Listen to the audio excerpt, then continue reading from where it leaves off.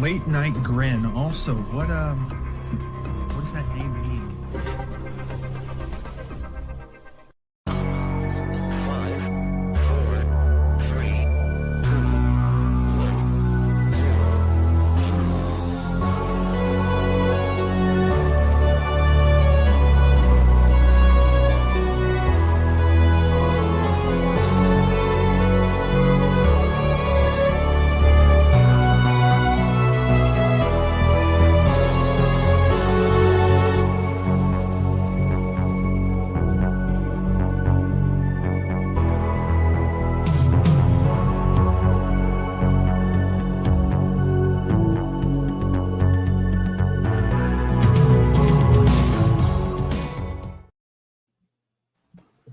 Yes, indeed. It's finally time, folks. The Grin goes extreme.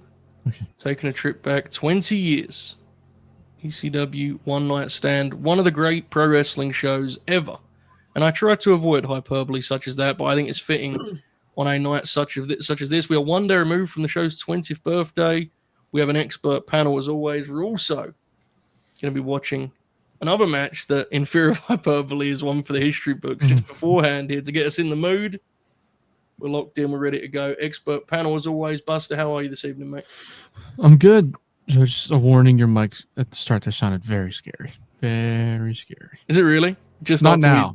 Not okay. Right now, you're good. Okay. At the start, it was...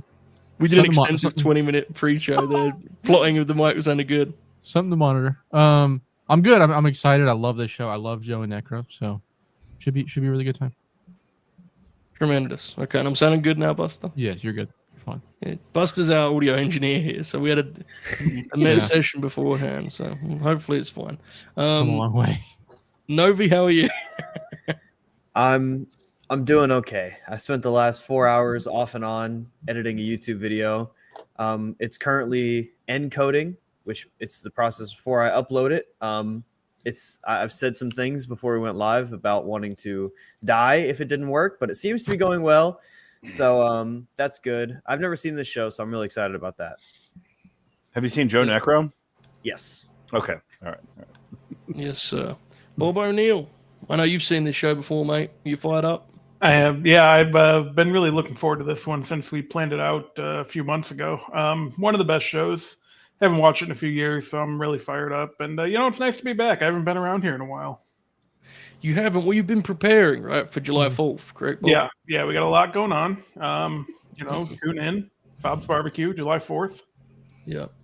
The big one. It doesn't get any bigger than that, folks. So July 4th, that'll be Bobby's really maybe the biggest, biggest part of the summer, right? Maybe, Bob? Yeah. Maybe so. All right, folks. Kaden Lee, how are you? I'm good. The world's in great shape. I definitely didn't work a lot of hours today. Doing wonderful. I've not seen what, Buster? You haven't seen what? I have not seen ECW One Night Stand 2005 or Necro Butcher versus Samoa Joe. Oh, baby. Yeah. I'm locked in. I'm also huge when Kaden declares 3 1/4 once it ends. I'm also in my Dave Meltzer form. I am on my couch with the microphone in hand. Do you have a landline next to you? Yeah, your phone's got to go off at some point really loud. Really loud. Speaking of Dave Meltzer, I understand that Bob is going to be providing us updates on the 2005 Wrestling Observer, so we'll keep that in mind. Katrina and Alex, I know you love the Observer. How are you feeling tonight? Hey, boys. Pleasure to be back on the flagship. Hilarious that my introduction to the LNG universe was through Grin Grappler. And Joe, I was thinking about it. Joe Necro was the first ever match we did on Grin Grappler. So, full circle action going down here. Because I think we staggered it because Samoa Joe also had another semi-famous match in 2005 that's coming down the pike here. But yes, no, man, I'm so excited. This show it was very, very special to me, and it came at a very, very important time in my life, and I hold the warmest of warm feelings towards it. And I'm excited to provide any needed context for some of the younger kids here along the way, and also just kind of throw in a few stories as we move along. I'm grateful to be here. Yes, indeed. I think this is a show that it means a lot to a lot of people, I think it's fair to say, right? Whereas this is not, there's some great pro wrestling shows from a star rating point of view. And I'll say this, I think this show is a little underrated in that regard, actually. Mhm. But that's not really what this show is about. Someone made a great post earlier and they said, it's amazing how different time moves now. This would be the equivalent of a promotion closing in 2021 and getting a reunion show now. Wow. 2021 feels like yesterday in wrestling now, to me anyway. Maybe, I don't know. Getting those Ricky Shane Page, Nick Gage matches going again, baby. Well, someone did fairly reply, I'm sure Quackenbush has been trying. It was excellent posting, I have to say. I did forget to call out real quick, though, since it is a national holiday, I do have the final chapter going on in the background, and queued up after that is Jason Takes Manhattan. So fuck yeah. I'll be having some action going on the third screen here. That's wonderful. Beautiful. Now, folks, as we said, we are going to be starting with a little bit of a warm-up. What a thing to warm up with. We're going to be watching Necro Butcher, Samoa Joe. One of the signature matches of the era, that kind of independent boom there in the mid-2000s. I think a match that over time has been increasingly cited and celebrated as a genuine all-timer. So I think it's a nice way to start our night. Not a long one for anyone who's never seen Necro and Joe. Prepare yourself. It's going to be quite the experience. But there is a link below in the description here, folks, for you. And we're going to hit play on that in a moment. So I'm going to give them a chance to do that. In the meantime, Bob, do you have any tips for people that are confident they're going to enjoy this program? Yeah, if you think you're going to have a good time tonight, you go ahead and smash that like button. First time, so valid, 1, 3, 9, 7, 5, 11, 13, onward, odd numbers. Indeed. If you think you're going to have a good time tonight, that's how we operate around here, brother. All right. Tremendous. Is everyone ready to watch Necro Butcher Samoa Joe? I am. Yeah. You never even have to ask that question to me, brother. Mhm. All right. Well, with that in mind, we're going to this is from the start of the video, folks. No timestamp necessary. Buster is going to count us down. Take it away, Buster. 3, 2, 1, go. There you go. That reliable cadence of the Buster there in full effect. For those who haven't seen this, our commentary team is Dave Prazak, CM Punk, and Eddie Kingston. Maybe wrong. This may have been Punk's last indie shot before he reported to Kentucky. I didn't even think about that. Yeah, it would have to be close. Sounds right. I think they mentioned it. I think he had already wrapped up in Ring of Honor by this point. Damn. And Eddie Kingston is at One Night Stand, isn't he? You see him in the crowd a couple of times. Yep. And classic Kingston fashion, he got a text message and said, like, don't go to that show like a mark. He said, fuck you. Fuck yeah. He did the right thing. He did the right thing. Immediate call out. One of the fascinating things about, especially how there's people that legitimately consider this the greatest match of all time. In classic Ian Rotten fashion, he had this match and it wasn't a turn away crowd. Yeah. The same guy that booked Eddie Guerrero, Rey Mysterio, and CM Punk in a three-way that drew 200 people. So, but that is the ECW arena before its renovations. This was, deep in the CCW days of the bleacher bums there, but you can tell the people there are quite curious about what's going to happen. Yeah. So, Alex, if you can, kind of. There's some lore to actually they're going to go straight out of here, aren't they? This is probably not. There's some lore is what I was getting at, and there was a lot of kind of there was an expectation this would be a physical affair to say the least, based on there's Bryce there going flying. Yeah, he's about to soar. Look at this. Look at Bryce. Yeah. Oh God, I love wrestling so much. And away they go, boys. So everyone here has seen this other than Kaden, right? Mm-hmm. Yeah. Okay. Yeah. Dude, look at those forearms. Yeah, dude. Fucking money. Good God. Side of Joe's like, go, Joe. his neck's reddening, dude. Jesus. I've always loved that fucking Choose Death shirt. It's so sick. Yeah, it is iconic, isn't it? It definitely is. Kaden, Buster. When Necro would work Denton, he had a green one he wore that choose death. For That's the UNC colors. fucking awesome. That fucking rules. That's so sick. That's awesome. Good God, man. Jesus. Cool. Yes. Oh, that's the one I always remember. That the way he just stands up and does the head. Yeah. Oh, that's so Blood just gross. starts fucking pouring. Oh, Oh shit. Oh my god. The body shots. Oh, Yeah. Fuck. Bro, that was a crazy combination. He gets him back Mhm. later, but that was a crazy. He threw a left hook straight to the jaw there, dude. Live rounds, brothers. Live rounds. A bit of the lore to call out was Necro worked Big Japan the night before this and got back like several hours before this show started. So was jet lagged like a motherfucker. That's incredible. Yeah. Yeah. This is one of my. Oh. I've never.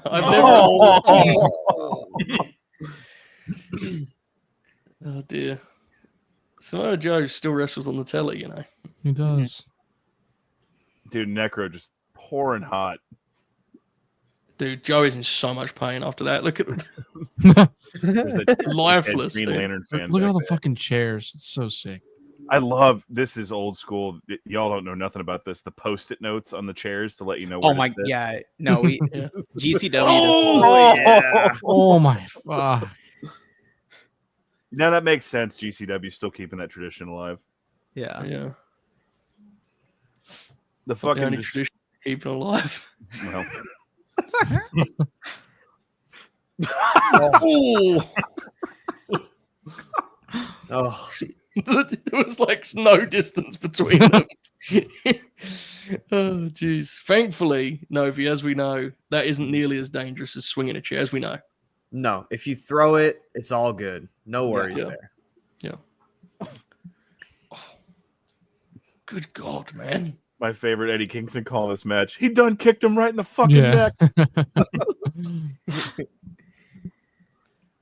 Again, this is before the renovations to the new Alhambra Arena. Look at that floor. Piss and fucking beer and gum all over the Fucking place. dude. cesspool. No shit. And Necro, of course, went face Yeah. first onto it. I'm sure it's fine. Oh, yeah. Good Lord, man. It's just grimy, isn't it? You know, it's Yeah. just, Mhm. it's just, there's an inherent kind of nastiness to the whole thing. It feels like almost, not like a snuff film, but it feels like you shouldn't be watching it. Right. Yes, it yeah. does. Yeah. This, I think this match is obviously much better, but this and the Terry Funk Sabu barbed wire match are the two matches I ever watched where it's like, this feels like Yeah. it should be illegal. Mhm. This is more, the reason this is better is like, it's more fun. Yeah. Just to be quite frank, you know, like there's kind of a thrill to the physicality, whereas in that, like, you just kind of sit and go, Jesus, fellas, look at this. I mean, there's also, and I was talking to the boys about this last night, I'm not someone who generally, you can't really apply morality to wrestling. If you want to kind of embrace that narrative part of it, you could probably have some fun with that too, right? Mhm. It's sort of, Yeah. I mean, he takes quite the beating here, doesn't he? Oh. Whew. Quick note: Samoa Joe would debut for TNA 1 week after this match. It's crazy. Anniversary, right? Incredible. Yeah, wrestled Sanjay Dutt on pay-per-view. Damn, dude. That is true. Sheamus is right. Naylor Yeah. gets a name drop on here. They've done it twice now. It's awesome. Shout out Naylor. I think they make a bit of it. Yeah. Good God. Look at this visual, dude. This is like Brody in All Japan, but good, you know? Yeah.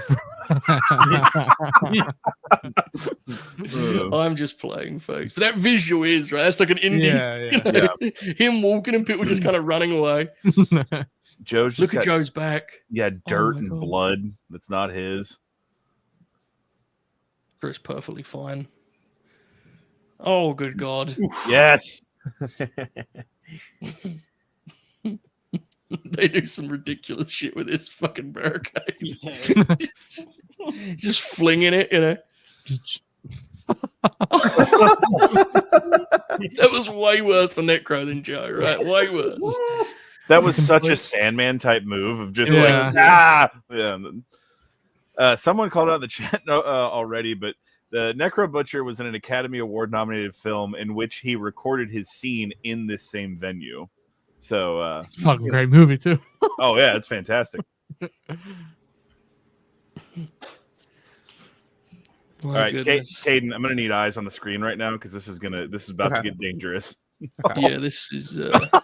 Pay attention, Kaden. Oh Jesus! What the fuck? Look at the blood. Look at the blood.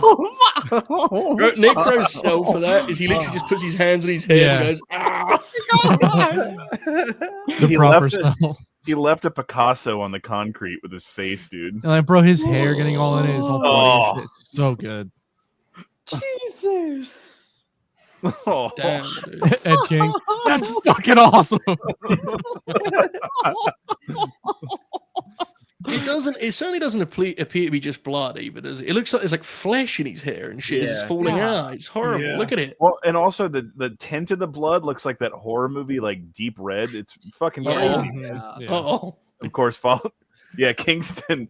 I didn't know if that was an exploder or just a fuck you. Joe like half protected him on the headshot, right? He did, half. Yeah. It looked like he was just gonna kill him, and then he saw the blood and went, "Oh well." He held back there, but he's working up to something. Yeah, I think that's a transaction that happens in real time. I think that last flurry is, and also this is fucking insane. You'll get there. It's amazing how many signature moments this match has, right? For its runtime. Yeah. Oh god! Oh god! Fuck. Yeah, this is the iconic CM Punk. Somebody's gonna die. He's got like fucking spit dripping out his nose and shit. Oh, my God. Jesus whipped, dude. I haven't watched this for a minute, It's been a while for me. It's been a couple of years, I think, and like you just, I don't forget, but it's just there's one of those matches. Every time you watch it, you pop for it, and every time you watch it, it gets like more consolidated. You're like, they just do all this like back to back to back to back. Oh Jesus! Necro's just Jeez! God bless. He hooked the leg like a damn pro. He knew Regal was watching somewhere, bro. He was getting them DVDs. I've been jet lagged, like just flying from one side of the United States to another. Imagine flying back from Japan and then just enduring all this head trauma repeatedly. Yeah. In this fucking shitty building with a giant Miller Lite banner in the background. He's just coming to like, huh? That right there is one of the only things sort of flirting with "look at my hands, I'm so violent" that we accept, I think, generally. Oh, and here we go, baby. I mean, look at Necro. Here we go. Here we go. Yes. Oh fuck! Fire away. Just get him, The Joe. fucking- Get him. Let's go, Joe. Oh, yes. Oh shit! Oh, I think I don't know. And he never really talks about the match. For like, I feel like some of those body shots, Joe's like, bro, this shit needs to end. Because he was lighting him up. So his friend left. Necro was throwing these like left hooks to the body, dude. Yeah. oh man. Take a look at the big man's thigh afterwards too. It's also, this match is a real throwback, and these are both guys who had to be kind of protective of their like aura and tough guy reputation, Look at this image. Good God, boys. Look at Joe just standing over him. Necro gets the cinematic last. Jeez. And obviously, for all the modern criticism you could throw at Necro Butcher, I think he's honestly, when you look back at stuff like this, I think he was a little bit underrated as a wrestler because he really knew like the selling and like he had like the big fucking Herman Munster sell down where he would fall and shit, and so like. I mean, look at this, dude. Just Joe covered in blood and this big fucking hillbilly just coming back on him. Man, that's crazy. What a time. That is full horror movie, isn't it, that ending? Yeah. Oh, Yeah. Joe's Lonnie guy, yeah. Awesome. Awesome stuff. Unbelievable. And I'm sorry, Joe, it's your show. I was going to segue your own show here. No, go for it, brother. This was in Philadelphia, and as someone who lives in Texas, I can't comprehend the idea that you can just drive a few hours and be in another state. But the idea of the show is they're running. This was the day after, if I'm remembering correctly, the Hardcore Homecoming show in the same building, the Shane Douglas-led ECW Reunion show. Right. Yeah. And so it was kind of like the idea was it was this wrestling fans' dream weekend, and Ian Rotten, of course, wiggled his way into the middle. And, the show we're about to watch, I think, is one of the more celebrated shows of all time. But the people at this show saw one of, at least in modern wrestling, one of the most, I think, mythical matches that has been produced. Yeah, I'm very, very excited to the pacing of the show we're about to watch is, I think, unmatched historically. This is one of the most breezy watch. I tweeted about this, but I watched this with Papa Holbert last month. Yeah. And like, he has no affinity for ECW. He's never seen the original ECW, and he said it was like the best wrestling pay he'd seen. It's such a light watch. 2.5 hours ahead of us, folks. There is a limitation to what we're doing here tonight. We do not want to be sued, and so we're going to watch this the proper way, the legitimate way. We're going to watch this on Peacock or on Netflix or whatever you may choose. But we're imploring you now, because it won't spoil anything. We're just telling you, if you've never seen this show, go to social media, type in Sandman entrance. The full thing was posted on Twitter. It isn't on YouTube, I don't think, anymore, because obviously the copyright. Nope. The full thing is posted on Twitter.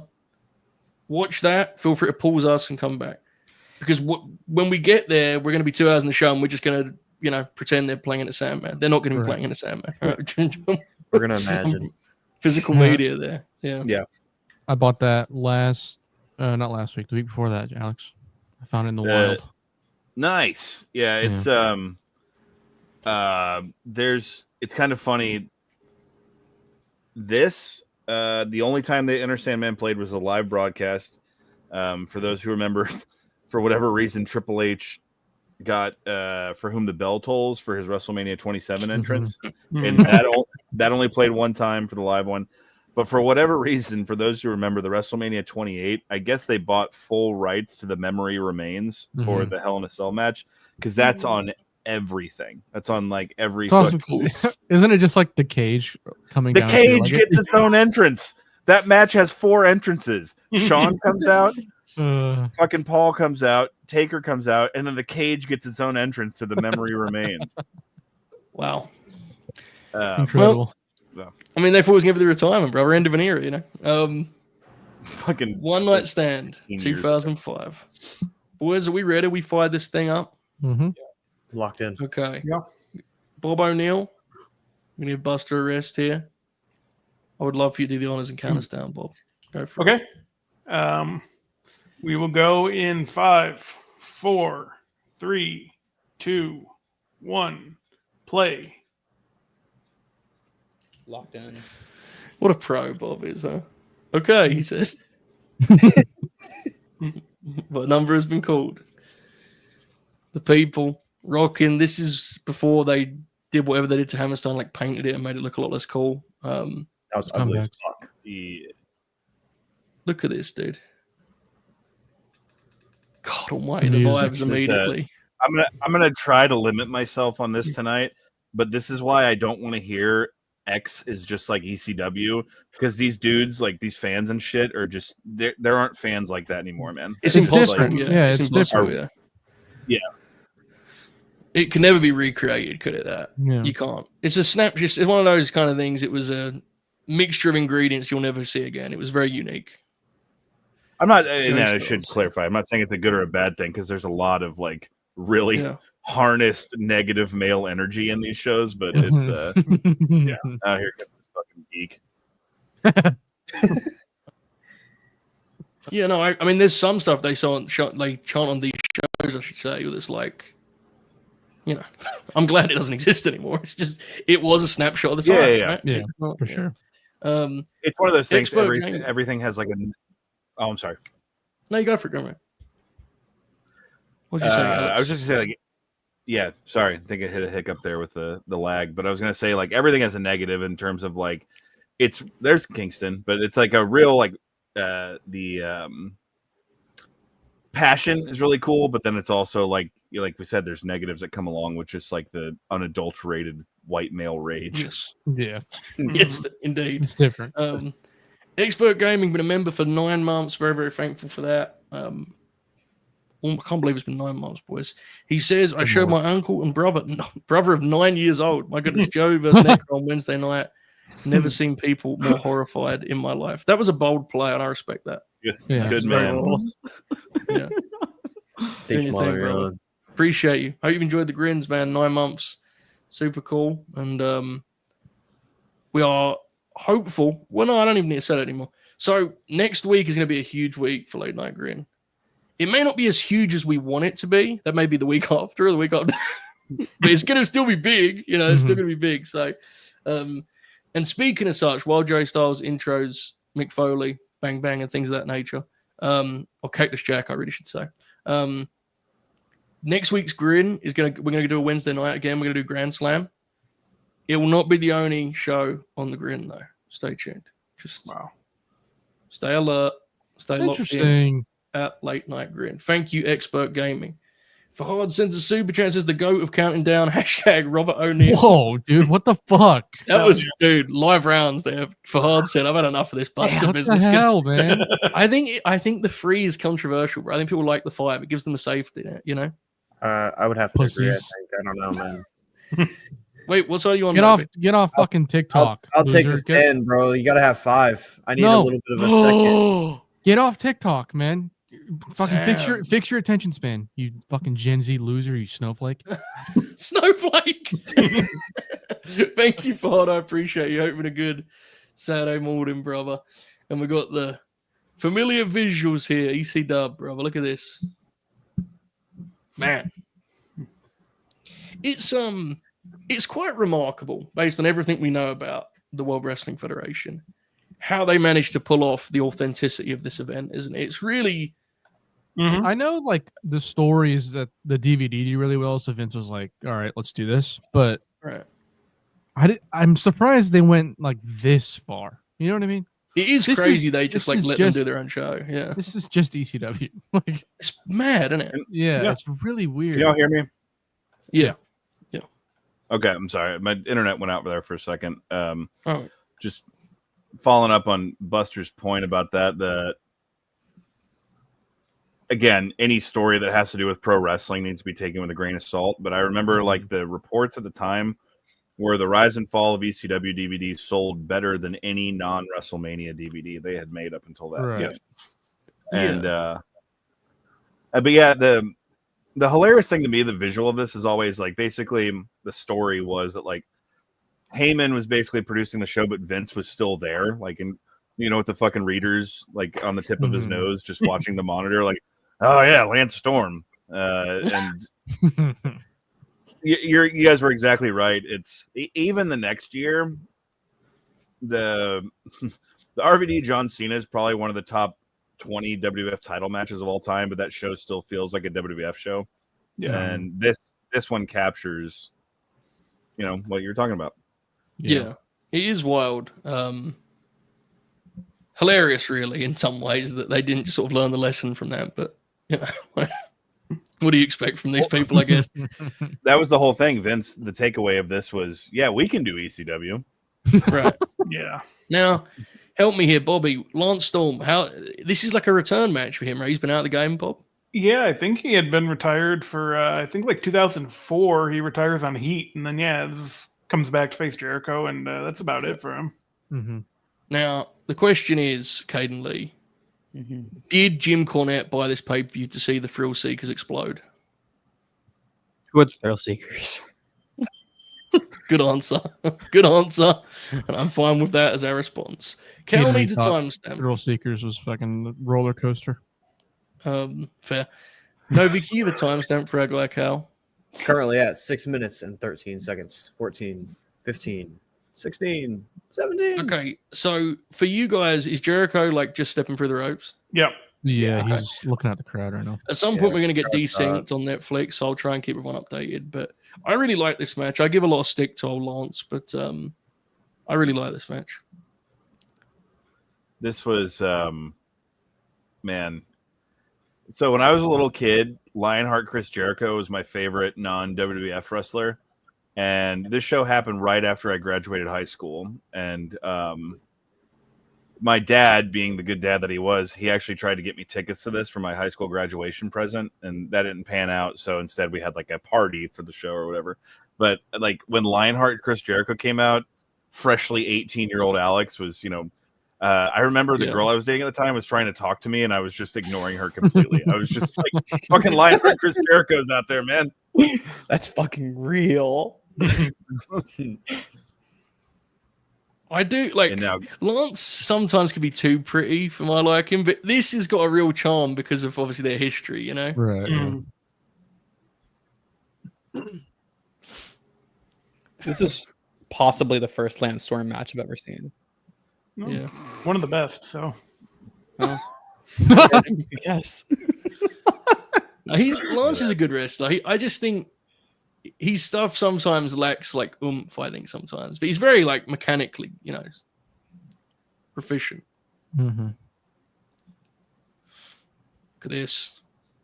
Scientific wrestling, boys. There's the Bonus rule. chance. There's the chance. yeah. Well, Mm. Dawn Marie at ringside. Had Dawn been around at this time, Bobby? I think she's very close to being fired, Oh, which well, my becomes bad. the I whole thing. apologize. Yeah. Great. Another great, moment in company history. Yeah. Oh, look at My goodness. Nice. Joe. Am I allowed to answer that question in chat? No. Okay. Can you put it in the private chat? Yeah, I got you. It's just a dang slur, man. That's not. Wait, what? There was no slur. Was it not the slur? Oh, No. Was that later? Oh, give it a couple of hours. Sorry. My sounds like I assumed that's what it was. Oh, No, I know it it was. was. It was. I know it She's a crack whore. Oh, the slur comes later. Sorry, guys. Yeah. Yeah, no. Sorry to blow the high spot. That's Yeah. insane. If I was to be like, "Hey, Joe, can I say a slur?" Well, Hang on a second, Kaden. Depends Thank on you which for having the one. correct. Caden had the Well- right response there. That wouldn't be insane at all, actually. That was entirely in line with what you do on these On programs. air? Yeah, I've never yes, said a slur on air. yeah. I've never said a slur on air. This guy. Yes, you He's have. lying. Yes, you have. Is this When guy have I going said a to- slur? Are you going to fight full or something? Son, what's going on here? Right, anyway, Anyways, Lance Storm is putting the boots to Chris Jericho, showing him who was the real standout of this team. And on air was such a great response. On air, yeah. look at this from Hester. The slur comes later is the title of Bob's one-man show. Uh, Oh, Anyway. Jesus. Oh, right. Lance has grabbed the hold. We're already off the rails. We're extreme tonight, brother.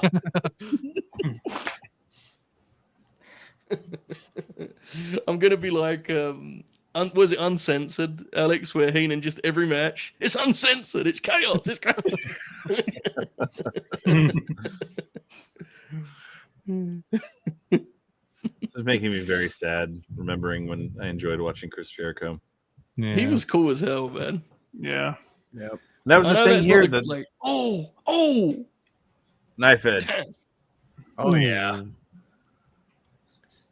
damn. Tell me what the Boom. high spot happens for you guys. Yeah, did you get the drop kick? Sweet. Yeah. I was just a little bit ago. Sweet. As we collect ourselves here, call out the dignitaries in the front row. We have Mike Johnson, a PWA insider. We have Faith No More guy, Charlie, the front row fan, and then of course Vladimir, who deserves his own wing in the Hall of Fame. Mhm. True. Is CW Anderson, is he there the whole show, or does he just show up for the main event in the front row? Because he's there when Sandman makes his entrance, isn't he? Which is funny to me. He's just sitting there watching the show. Dude, imagine this being like the test subject of what if we circle in wrestlers in the front row, just have them there and seem like they're dignitaries in attendance. I used to think it was so cool when they did that takeover, and then I went to a takeover and saw the process of them setting that up and was like, It looks not cool really on that TV. cool. Yeah. It looks cool on TV, yeah. Tiger suplex from Jericho. This match is sweet, dude. Love the pace. Oh,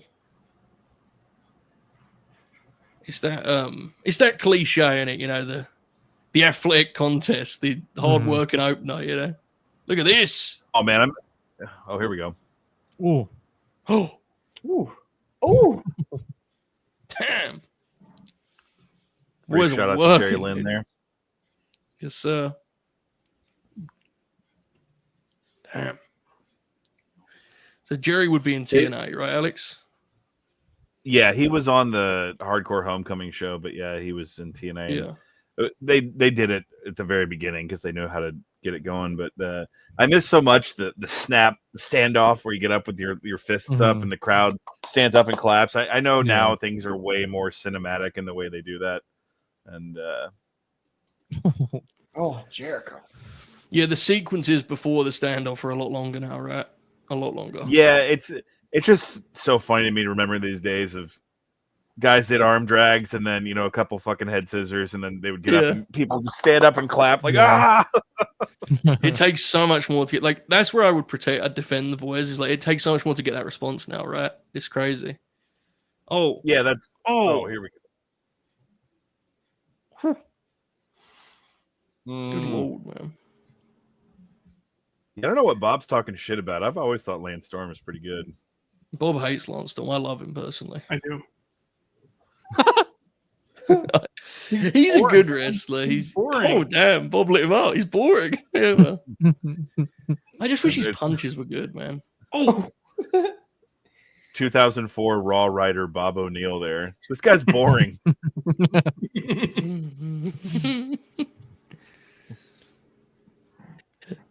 Man, I'm not kidding. This is depressing seeing Jericho work so well here. Yeah. There's a thing that's happened that people pretend he always sucked. It kind of makes me mad. Yeah. It makes me mad that people pretend about his first title reign in AEW. Oh, Jesus. It sucks. Oh, here we go. That first title reign's very good. Jason. It is. Oh shit. Steve is hitting the ring. Here comes this dude. He whacks him with this coming up here. Yeah. Dude. That is an insane sound that makes, isn't it? Yeah, for real. That is a great, tremendous. That is such a great setup, the O'Connor roll where someone pushes you off into something else. I'm surprised more people don't use it. It's great. I remember the FTR doing it with the belt against who did they do? The Guns? Jason looked like the owners of a fucking CC's Pizza franchise. Dude, look at the replay on that kendo shot. So good. Oh my god, dude. Jericho didn't put a hand up or anything. Just boom, straight to the head. Pretty cool Jericho loses to Lance Storm, huh? Really. Absolutely. Cool. Which is hilarious because Lance Storm is one of the other rest way more funny, but the narrative going into this was it was their last match. Yeah, indeed. Lance Storm ended up working Mike Bennett at Supercard of Honor just a few years after this. Excellent question. Were you mad, Alex, when Jericho lost this match? I was so just overjoyed with the show happening that none of the results of the show offended me. And the fact that I got, dude, it's so fucking nerdy, but that reveal when he came out and showed his old Lionheart jacket, it's so stupid, but that's a treasured wrestling memory for me. Just I remember I was literally standing in front of my TV and just couldn't even grow facial hair yet. What's going to be the equivalent on AEW One Night Stand? Is it going to be Ricky getting the Starks back? He comes out and he puts the strap around his wrist. Yeah. Uh-oh. The vacant seats there. The empty seats waiting for our Raw and SmackDown Crusaders. Look at that. Which, look, I know that it was done because they were worried. They thought it would, they needed. I know there's all cynical reasons, but it happened. It adds so much to this show that those fuckers are there, dude. Like JBL. Yeah. I understand the Blue Mini part is unfortunate, but like he's incredible. His presence on this show. He's obviously very drunk. Just gets shit faced, yeah. Yeah, he's hammered, dude. Mm-hmm.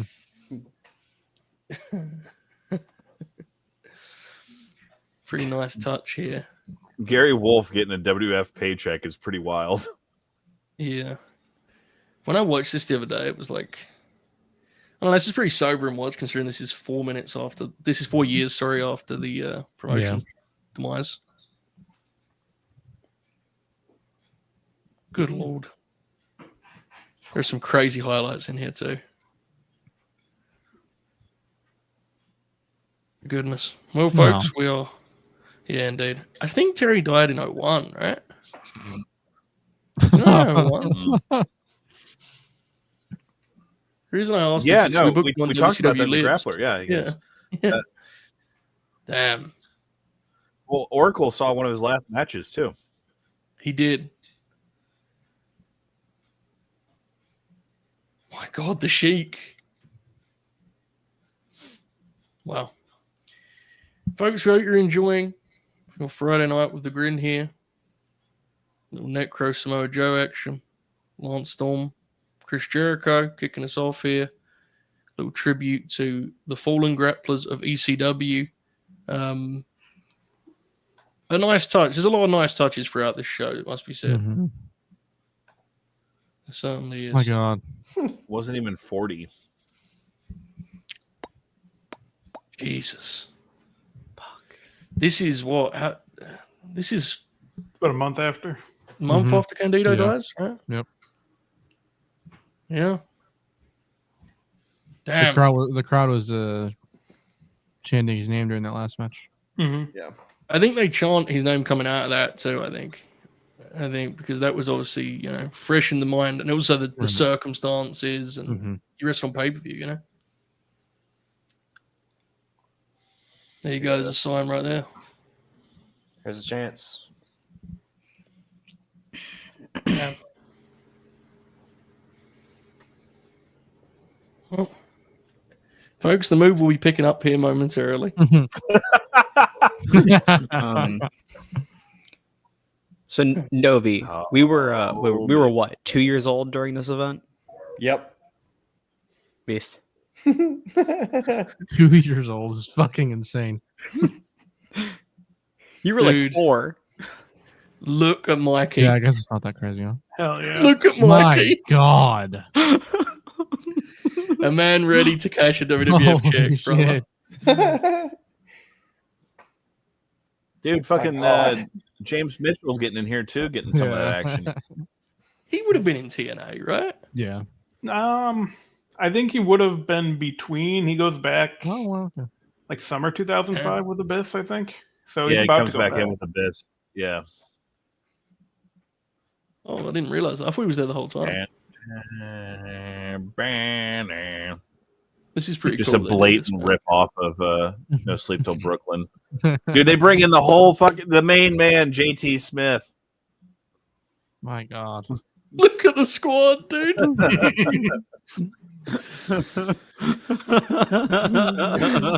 I'm sorry. The main man was Tracy Smothers. The Italian stallion was JT Smith. This act is so awesome, dude. You're so sick. The FBI is incredible. It's just a shame they couldn't bring Tommy Rich in as the Godfather.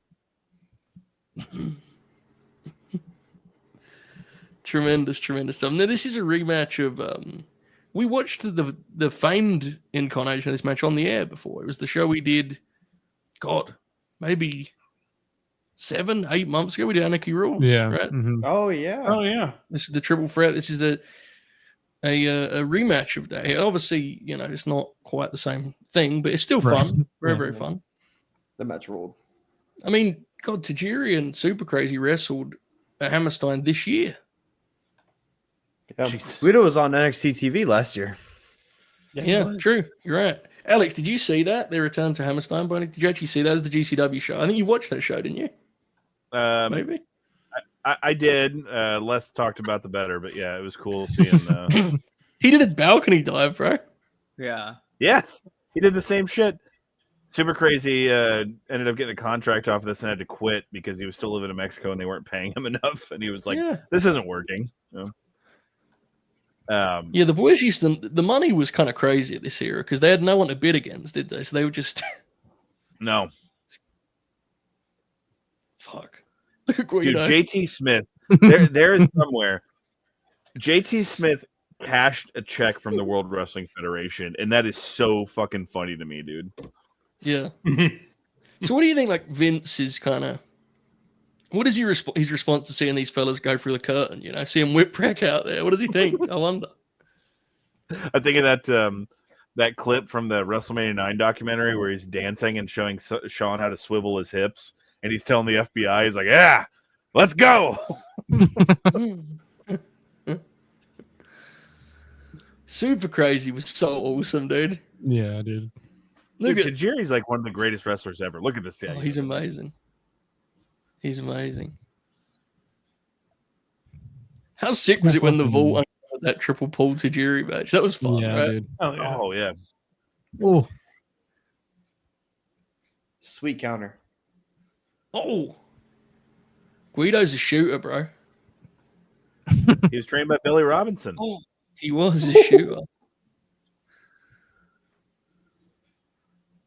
Hilarious background considering he's like shtick and gimmick, but he was. Look at him go. See, that's the thing. These guys are still like young, aren't they? You know, because they're all still very much active. yeah. That's why I think people forget about this when they try and do like reunion shows or old lad show. I mean, these fellas are like real wrestlers, you know. Yeah. Yeah. Some of them on this show are top guys.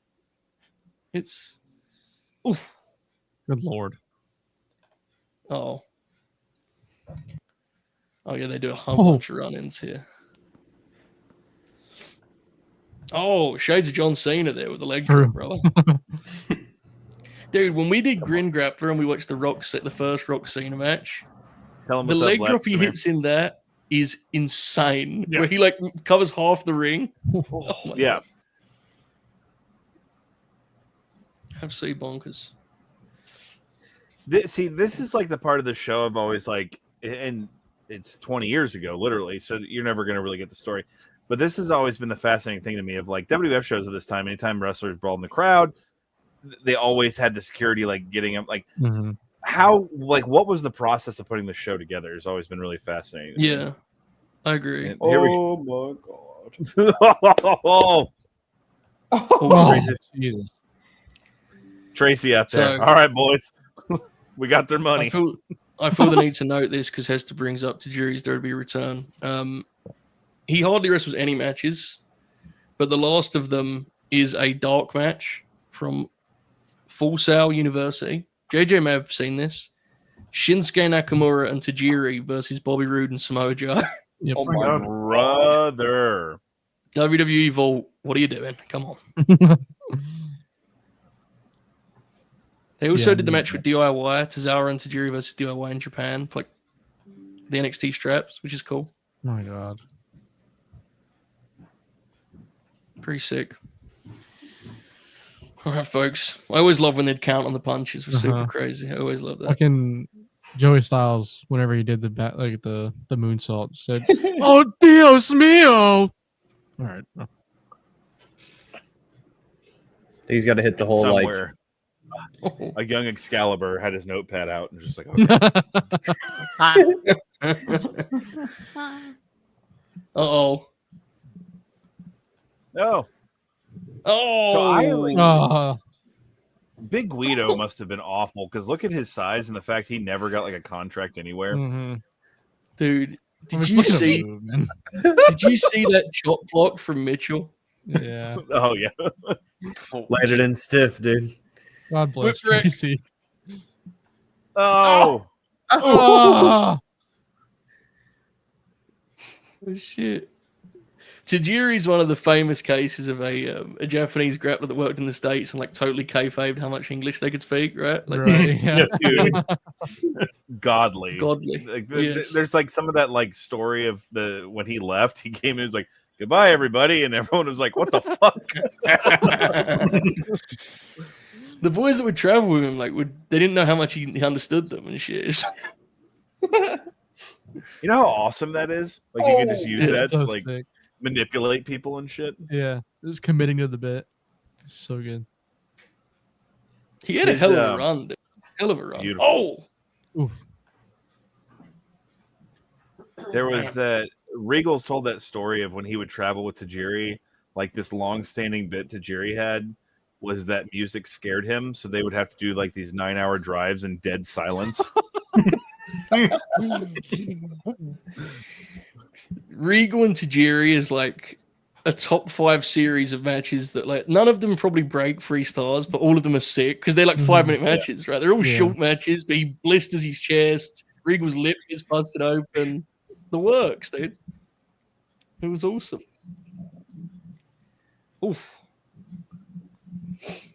I was at a show. It was Survivor Series 2003, and the heat match was Tajiri versus Jamie Noble, and they went like 5 minutes, and they fucking tore the house down. Had the people on their feet clapping by the end of it. That sounds awesome. I bet, yeah. Uh-oh. Damn. Nefarious means.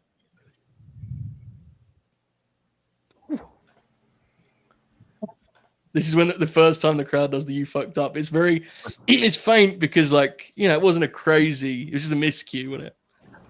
Like, you see that one guy standing up chanting it. Yeah. They can't wait, bro. They cannot wait to attack. Right. Yeah.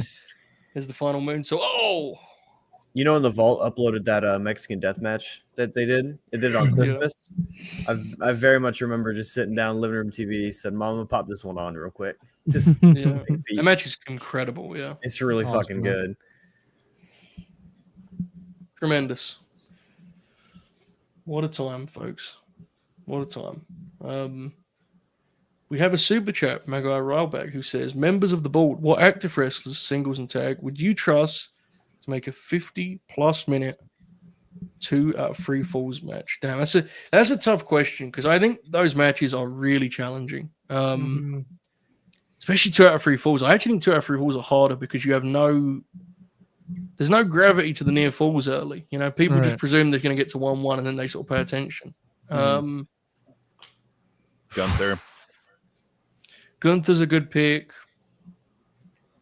Gunther and the FTR. Yeah. FTR have done kind of similar things, right? Yeah. Give me Hanger. The Jay and Juice match wasn't 2 out of 3 falls. It was. It was. I'm thinking of the first one. Yeah. Okay, so they did that. So we'll put them to the side. Yeah. Who can Gunther wrestle? Any promotion? Who are we putting him with? In WWE, it'd probably be Gable, right? Gable. Yeah. Oh, I think that current Okada can still do that. No. I like you a lot. I disagree. Buster, I think he can still do it, man. Caden gave a take. Buster said no, and Caden went, I disagree. I'm standing by it. Okada's still really good. He just chooses not to wrestle. I'm going. Hangman's match with Ospreay was amazing. Yeah. He's had some great. Kevin Owens could probably do it. Physically though, and actually, I don't think. If he doesn't fucking break his neck 8 times on a goddamn ladder. Kevin and Sammy as a team is probably the play. You know? Yeah. This is you really have to have the right circumstances for it, but yeah, Gunther and Sammy, or I think there's a really interesting like Gunther Ricky Starks match where Ricky just gets the shit beat out of him for like a half hour and then like works his way back. Oh, there's the famous Dreamer. I wonder what Fletcher would do with that. Good. Cole Fletcher's really, really good, man. Oh, yeah? Bet that match would be sick. Dude, he's really good. I know. We were there in Chicago. We talked. Things have changed, man. He's on the gas. The last thing I saw, he looks good. The last thing I saw was fucking that cage match with Ospreay. The Ospreay match. Yeah.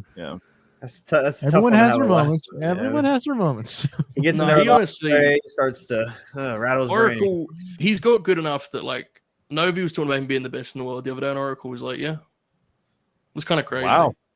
Yeah. Pretty nuts. Didn't Funk pick the Douglas show over this show? Yeah, he's on that show. Yeah. Mhm. Yeah, is. God bless Terry. That's in the Forever Hardcore where he starts crying, talking about I can't do it. I can't take the money. And then the next year, Vince is like, all right, here's some money. And, Yeah.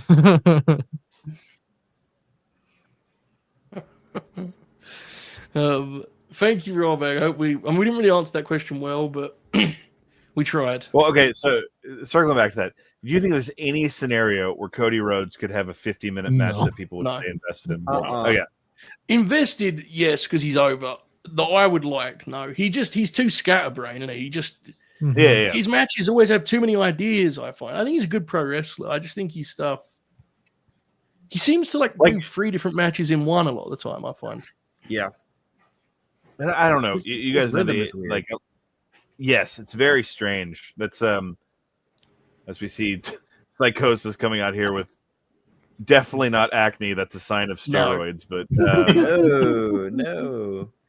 that's the whole thing with that Cena Cody match from WrestleMania. Joe and I were like, yeah, it's pretty good until they got stupid with it, and now it's a match that's regarded as like the worst WrestleMania main event of all time. Dude, they were doing like a conventional main event, and then they just jumped to near falls like in the blink of an eye. Mhm. There was no middle with the part of the match. They just changed it. Like anyway, Alex's answer was he's got Guevara in there and Jack Perry. He wants to see the young guys do their thing. Insert the scanners GIF here where the dude's head explodes. Yeah, that would be like shoot torture. Any fucking Jack Perry match that goes over fucking 5 minutes is a crime. Now let's talk about Ray Jr.'s understated resentment for these events. Because he appears to have no interest in playing ball with the Jericho did the Lionheart thing. Ray Jr. said, I'm showing up like a SmackDown star. Yeah, bro. he does all his WWE stuff and they just boo him every year. Fucking awesome, dude. He's awesome. It's also like, we talk about how close these shows were in proximity to the end of ECW and thus the end of the Monday Night Wars. Psychosis has aged approximately 35 years since the last time we saw him on Nitro here. Yes. Timestamp for Cal, please. Who are you calling to? Novi, you're the timestamp guy. Come on, bro. Brother. 34 minutes and 2 seconds. 3, 4, 5, 6. So what's happening for you guys right now? They You're grappling? wrestling. Grappling. You're wrestling around. Just gotta try and keep locked up. Locked up? Test the strength. My goodness. Someone just messaged me. I think they're going to do Asuka versus Alexa in the semifinals, and I read it and was like, what the fuck are they talking about? And then I realized Asuka's back. I was so confused. I was like, on One Night Stand?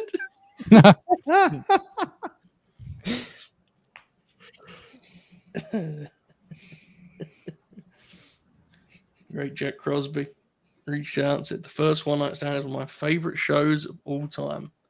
There you go. Jack Crosby stamp of approval, brother. We need the image of Jack like hitting a stamp on something, the stamp of approval. Like him branding the fucking product. We do. Put the mask on, Chance.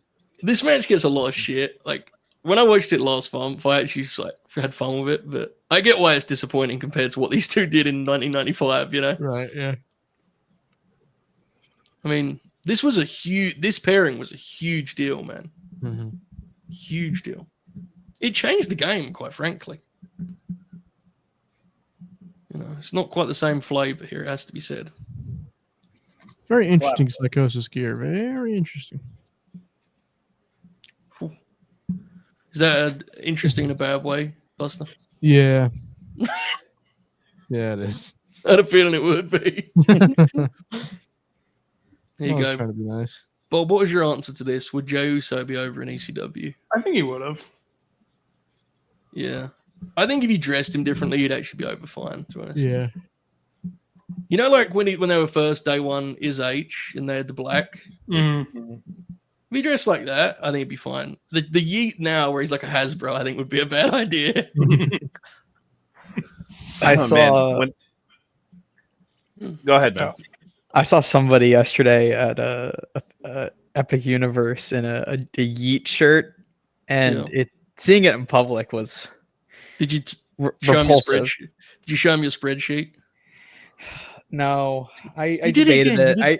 it. Joe, I debated walking up to him and going like, "Yeah, you like Jey Uso? Well, like, what about Tomohiro Ishii? He's better." Yeah, that And, was a good idea. Yeah, good idea. Yeah, Give him a I New realized, Japan like, World in my- subscription. The issue with that Always would have a been good way to lead.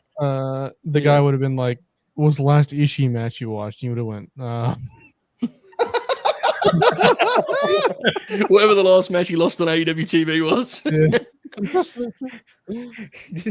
Imagine how Whatever bad tag that match he match had on would be. Dynamite. Imagine how Okay, bad Jey this- Uso Tomohiro Ishii would be.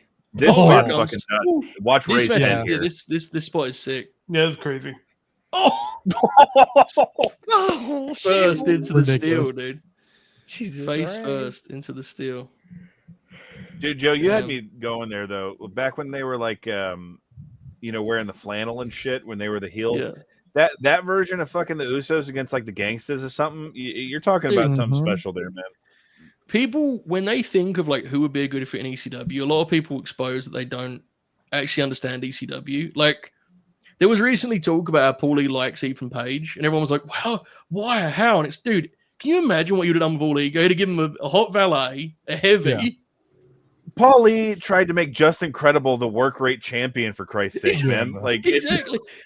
It's people just think of like Sabu and Sandman. I feel like when he's talented, he likes guys all over the map. He likes big guys, credible, legitimate guys was a big thing with him too. Like, can you imagine how long Ego's promos would have been on ECW TV, Alex? "Oh fuck." Jesus, get those fucking like 7. Dude, no, the thing was, so Ego promos, you would get 7 minutes of it on TV, and then it would give you the disclaimer at the bottom to see the rest of this by ECW, Yeah. fucking the house, whatever, on rfvideo.com. But Who would have been the Ric Flair to his Shane Douglas? Roman Roman Reigns. Shit. No, because it has to be someone he actually Let's do interacted someone with. he's tight. It's got to be Darby Allin, right? Look at that bump. There's C.W. Anderson there. Look. C-Dub. Oh my god. Here goes Ray. Oh my goodness. No, his Whoa. it would have been Kenny Omega. That was Kenny, his Ric it would. Flair. Max is a good shout too. Max is a really good suggestion. But that man, what would be the fucking derogatory name? Because Shane had Dick Flair, so I'm trying to think now. Dick Flair, bro. He would have called him Maxwell Jacob Fucker. That's what he would have said, and the crowd would have just like, "Oh shit!" No, it would have been Maxwell Jacob fucks men.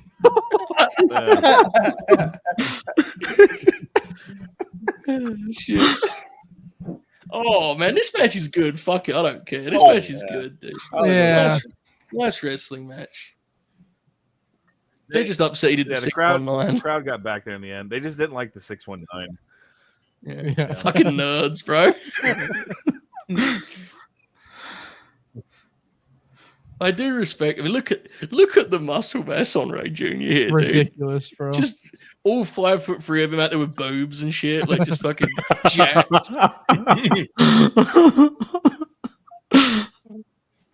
His shoulders. Jesus. Star rating for that one, Bobby? I'll give it 2.5. Oh shit! It's fine. I mean, Are it's, you on drop kicked, Bob? no, absolutely not. Damn. I'm gonna make an account for Bob. Oh, boys, the Crusaders are here. The Crusaders are here. Do we have a very slight echo? Am I imagining it? Am I like tripping? I don't Can you hear it? Can anyone else hear it? I don't hear it. Fuck. Someone in the chat tell me you can hear it, so it's not just me losing my mind. Bad news. Can't believe Bobby just dismissed my drop kicked fucking. I've reviewed 100 matches on drop kick, bro.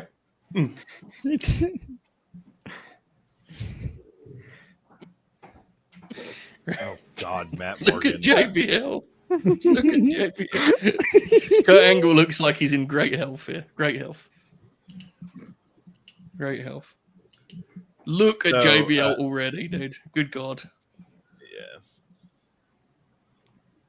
Yeah.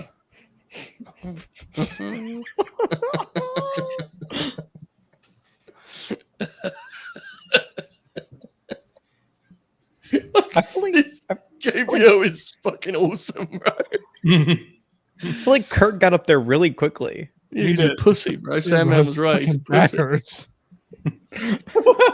Fucking coward, bro. He ain't got the fucking medal. Look at JBL. He's in there just in people's faces talking shit. Gold Dude, medal, all bro. these Right? I've always said it. All these OVW guys have no idea how to deal with a crowd like this. Mhm. And then Yes. Carlito's just like, yeah, this is fucking Tuesday. What are we doing? Yeah. Dude, when I was watching this with my dad, during this part when they all sit down, he goes, "Is that Maven?" That was the guy he recognized out of all of these fucking Maven. Look at how red John is already. Holy fuck, bro. That's a man in prime of his life, bro. Came through, brother, on the feet there. Brett Shaw's grin. Alex, we recently fantasy booked Time Machine matchup JBL versus Eddie Kingston, and we were like losing our shit. Imagine the promos, him calling him a fat Yeah. bomb and stuff.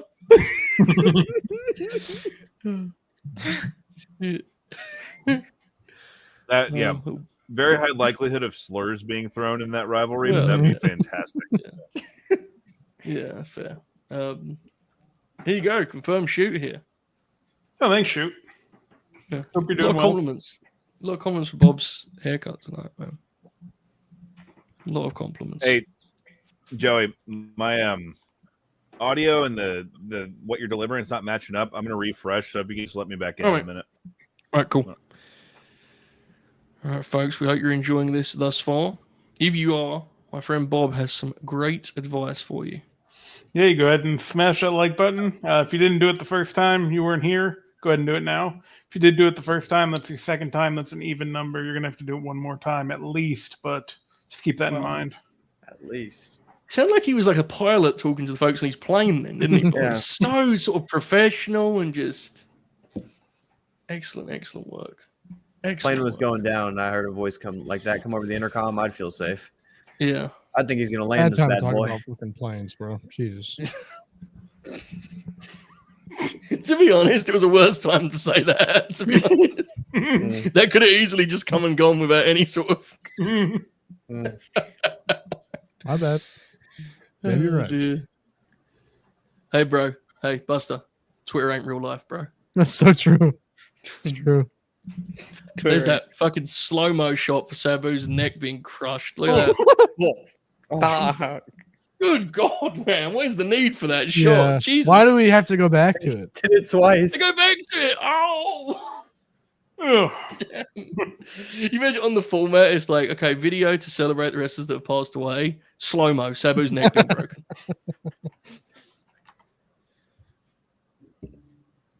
Sabu probably just, watches that back and goes, imagine what happened to the other guy, Look at that pole driver. Damn. What a time. Yeah. We're already we've already been on the air for over an hour. Good God. God.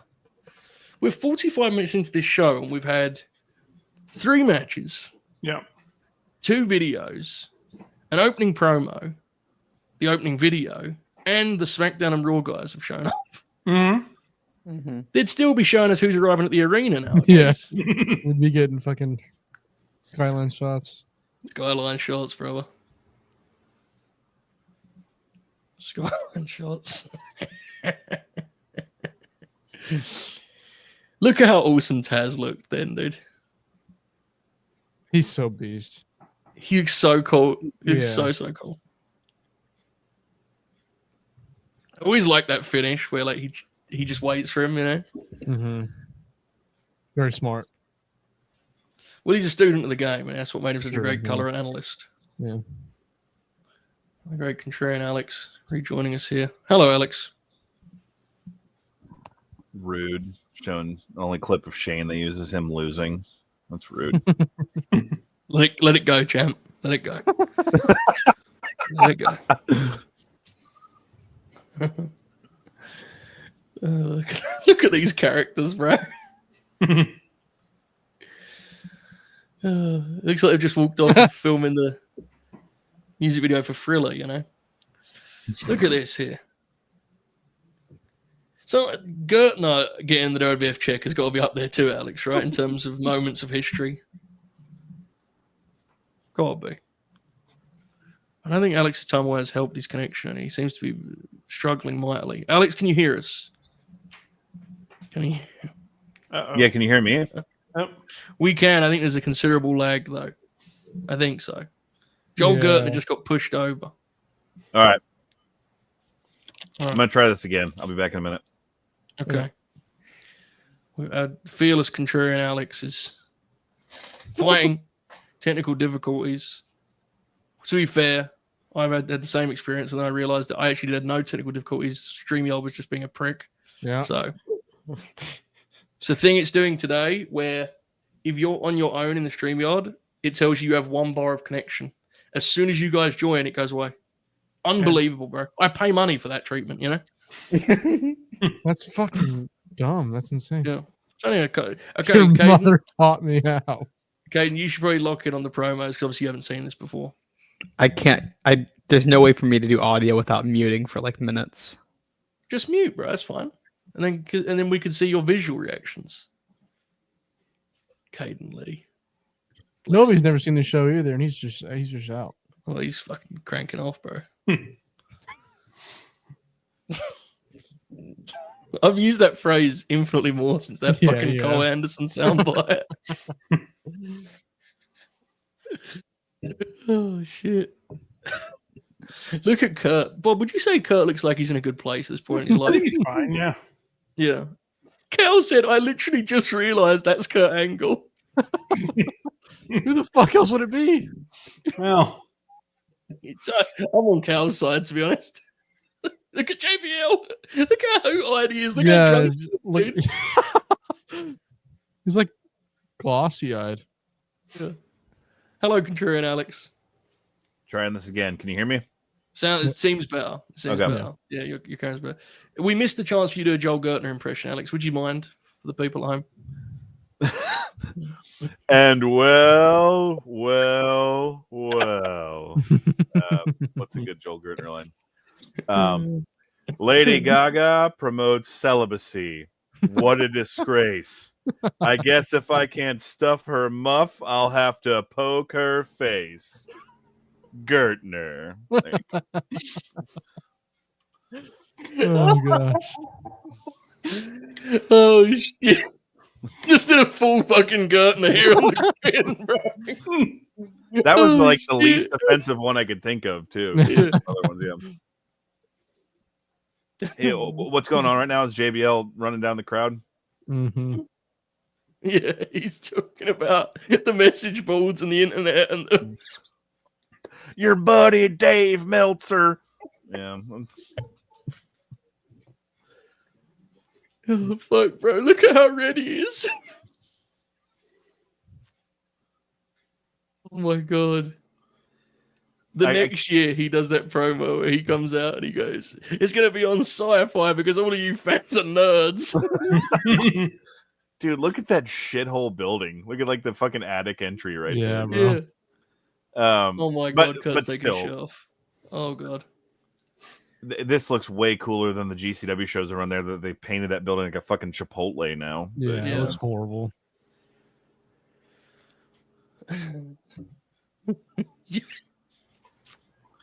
I was so insecure about the internet.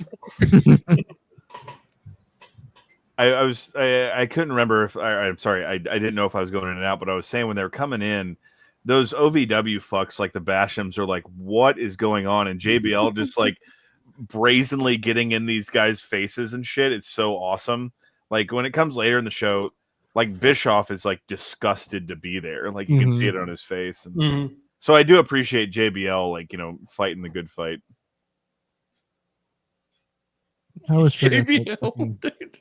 Oh my god, bro! Look at him. Look at the sweat on his Holy head. fuck. Oh my god.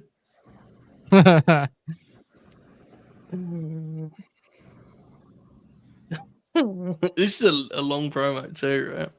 Novi, I was saying to Kaden, because you haven't seen it before, feel free to just look in on the promos when the boys are talking, all right, mate?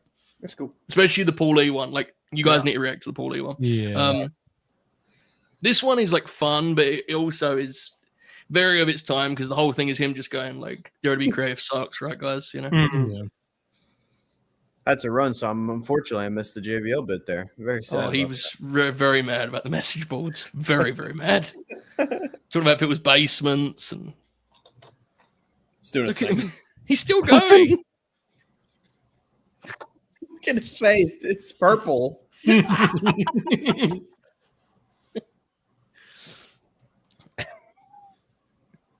His side That's not profile is psychotic. There's not two people in the world I want to fight less that night than them two fuckers. Yeah, Kurt for real. and JBL are not in a state to be having fights, bro. The state of Kurt, man. I know, it's crazy, isn't it? It is crazy.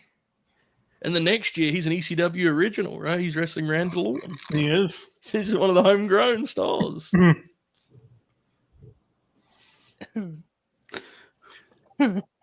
Fonzie. God bless. This is a hilarious work shoot promo. I don't even know if it's a work shoot. I think he's just shooting, to be honest. Where he even does the line about remember that when I had a personality and said things other than dude all the time? Bruce Pritchard mad as hell at home. Yeah. I mean, he's pretty pissed at this point. Mhm. Bruce Pritchard? No. Well, I mean, both. Two things. As long as there was food and catering, Bruce wasn't mad. Can we have a timestamp, Novi, for our guy Sheamus? That would be 53 minutes and 35 seconds. 36, 37, 38, 39. Beautiful. Beautiful stuff. Carlito. Legend. Just wrapped up his run, brother. Dude, no shit.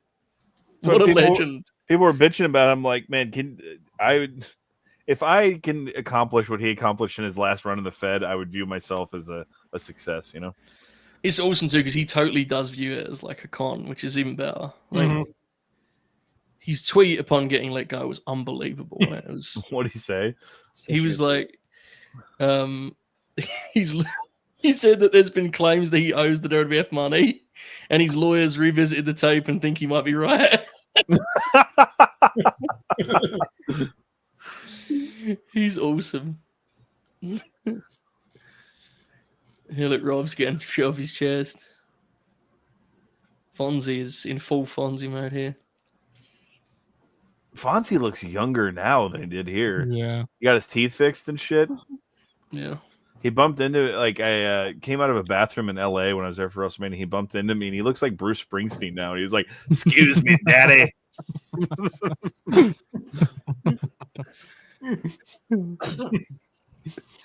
Did you bump into a lot of the boys at Last Mania? You didn't, right? In Vegas? Yeah. Just out and about. You didn't, right? No, at the most was obviously at the Palms because they were there. Yeah. The weirdest one was Gunther was just hanging out with Joey Janela, and we gave him the brother nod and whatnot. But dude, I imagine those WWE wrestlers, they keep them you stay here and you don't go anywhere. Yeah. I saw Zoe Stark. That was about it. Wasn't very exciting, sadly. Did you ask her for government documentation to prove that she's actually 31? Come on, bro. You could have gone, as soon as you said government, you could have gone 4 directions with that. You chose the worst one, frankly. That was unnecessary. But should have done vaccinations or something, you know? Oh, there you go. I mean, Bob would have been upset, but. Well, the World Wrestling Federation, they, dude, I'm sorry, I can't even do a bit. This no. fucking shit. That I'm sure y'all remember back in the throes of it, they had the this is our shot. And they had all their wrestlers go out there and peddle the vaccine and whatnot. Now fucking Triple H is a fraud, amongst other things. True. I never sell for shit like that because I think when you sell, it shows that you're like kind of stupid or naive, both. So I was quite mad at myself for selling tonight, but for whatever reason, that image just made me mad tonight. I was like, fucking. I don't. It's just again. Usually, I just go, well, yeah, that's about right. They had to bring in the fucking egg crates for RFK to stand on, so he looked like he was the same height. It really got under my skin tonight. I don't know why. I was just like, fucking. Yeah. Why? I need to listen to Bill Alfonso, and I come back to RFK. My bad, bro. It was Bob's fault. He was talking about Grin Grappler. Can you imagine RFK up there? RVD, daddy.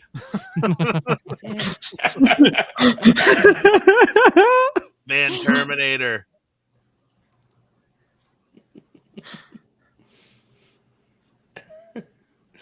Tremendous stuff. Look at how fired up Rob is here, dude. Look at Matt Morgan. This is in fear of being like sentimental for a moment. Would you say, Alex, that the ECW image means the most to Rob out of all of the ex-ECW guys? It seems the most sincere because for a lot of the boys, I think it's complicated for them. Rob seemed to really have a special place in his heart, I think, for these times, That's in lieu of stealing the topic there. I think this is an interesting point of discussion because I think it's, Shane Douglas was Shane Douglas before he got there. FMW made Sabu. Yeah. The Sandman was whatever. You think of maybe Taz, but Taz, no, not Taz. Rob Van Dam was the fucking WF champion. There's been less than 60 people that have held that title. And Rob Van Dam has to be the greatest success story in the history of ECW. Like with what he accomplished in that company and then what he wanted to do afterwards. And so, and he also I don't know, wrestlers are weird. So I don't know if I can say to his credit, he stayed there after everyone left. He was there. He was the only star on their last pay-per-view. And, with all due respect to fucking Rhino and Steve Corino and all that shit, but RVD was the only guy that stayed there after everything fucking had gone. Right on cue there with Rhino, brother. Right on cue. I just think it's like, this is a show that you get swept up in, the romanticism of it. It's a beautiful show. There obviously is like, the truth is always more complicated, right? But Rob did actually seem to view it as that romantic kind of reunion, which is cool. Lights are out, boys. Lights are out. What a moment. What a shot. What an image. Oh, how fucking cool was that? Like, it's picture perfect, this show, in terms of the way they book it, right? Like, because the people know, but they still obviously react that way. Yeah. Amazing. Yeah. The referee slides in like that. Oh, yeah. He's got the Onita tape on his face and shit. Like, And because Sabu is Sabu, he starts the match, as always, conventionally, like it's for the NWA title. He always did that, dude. Always dive with the legs. Always, yeah. For all, and well, I'm not going to give away too much of the next Grin Grappler, but for all the Sabu-isms of his career, he was a guy that if you actually watch him, was always going for the pin or trying to get in a situation where he got the pin. Yeah. The innovation part of Sabu, while it's the most significant, and again, we'll get into them, but it's actually the part that interests me least, because I like far more interesting what you just described, and also his ability to protect his aura and presence and mystique is probably the word, right? That's the stuff that really stands out to me. All right.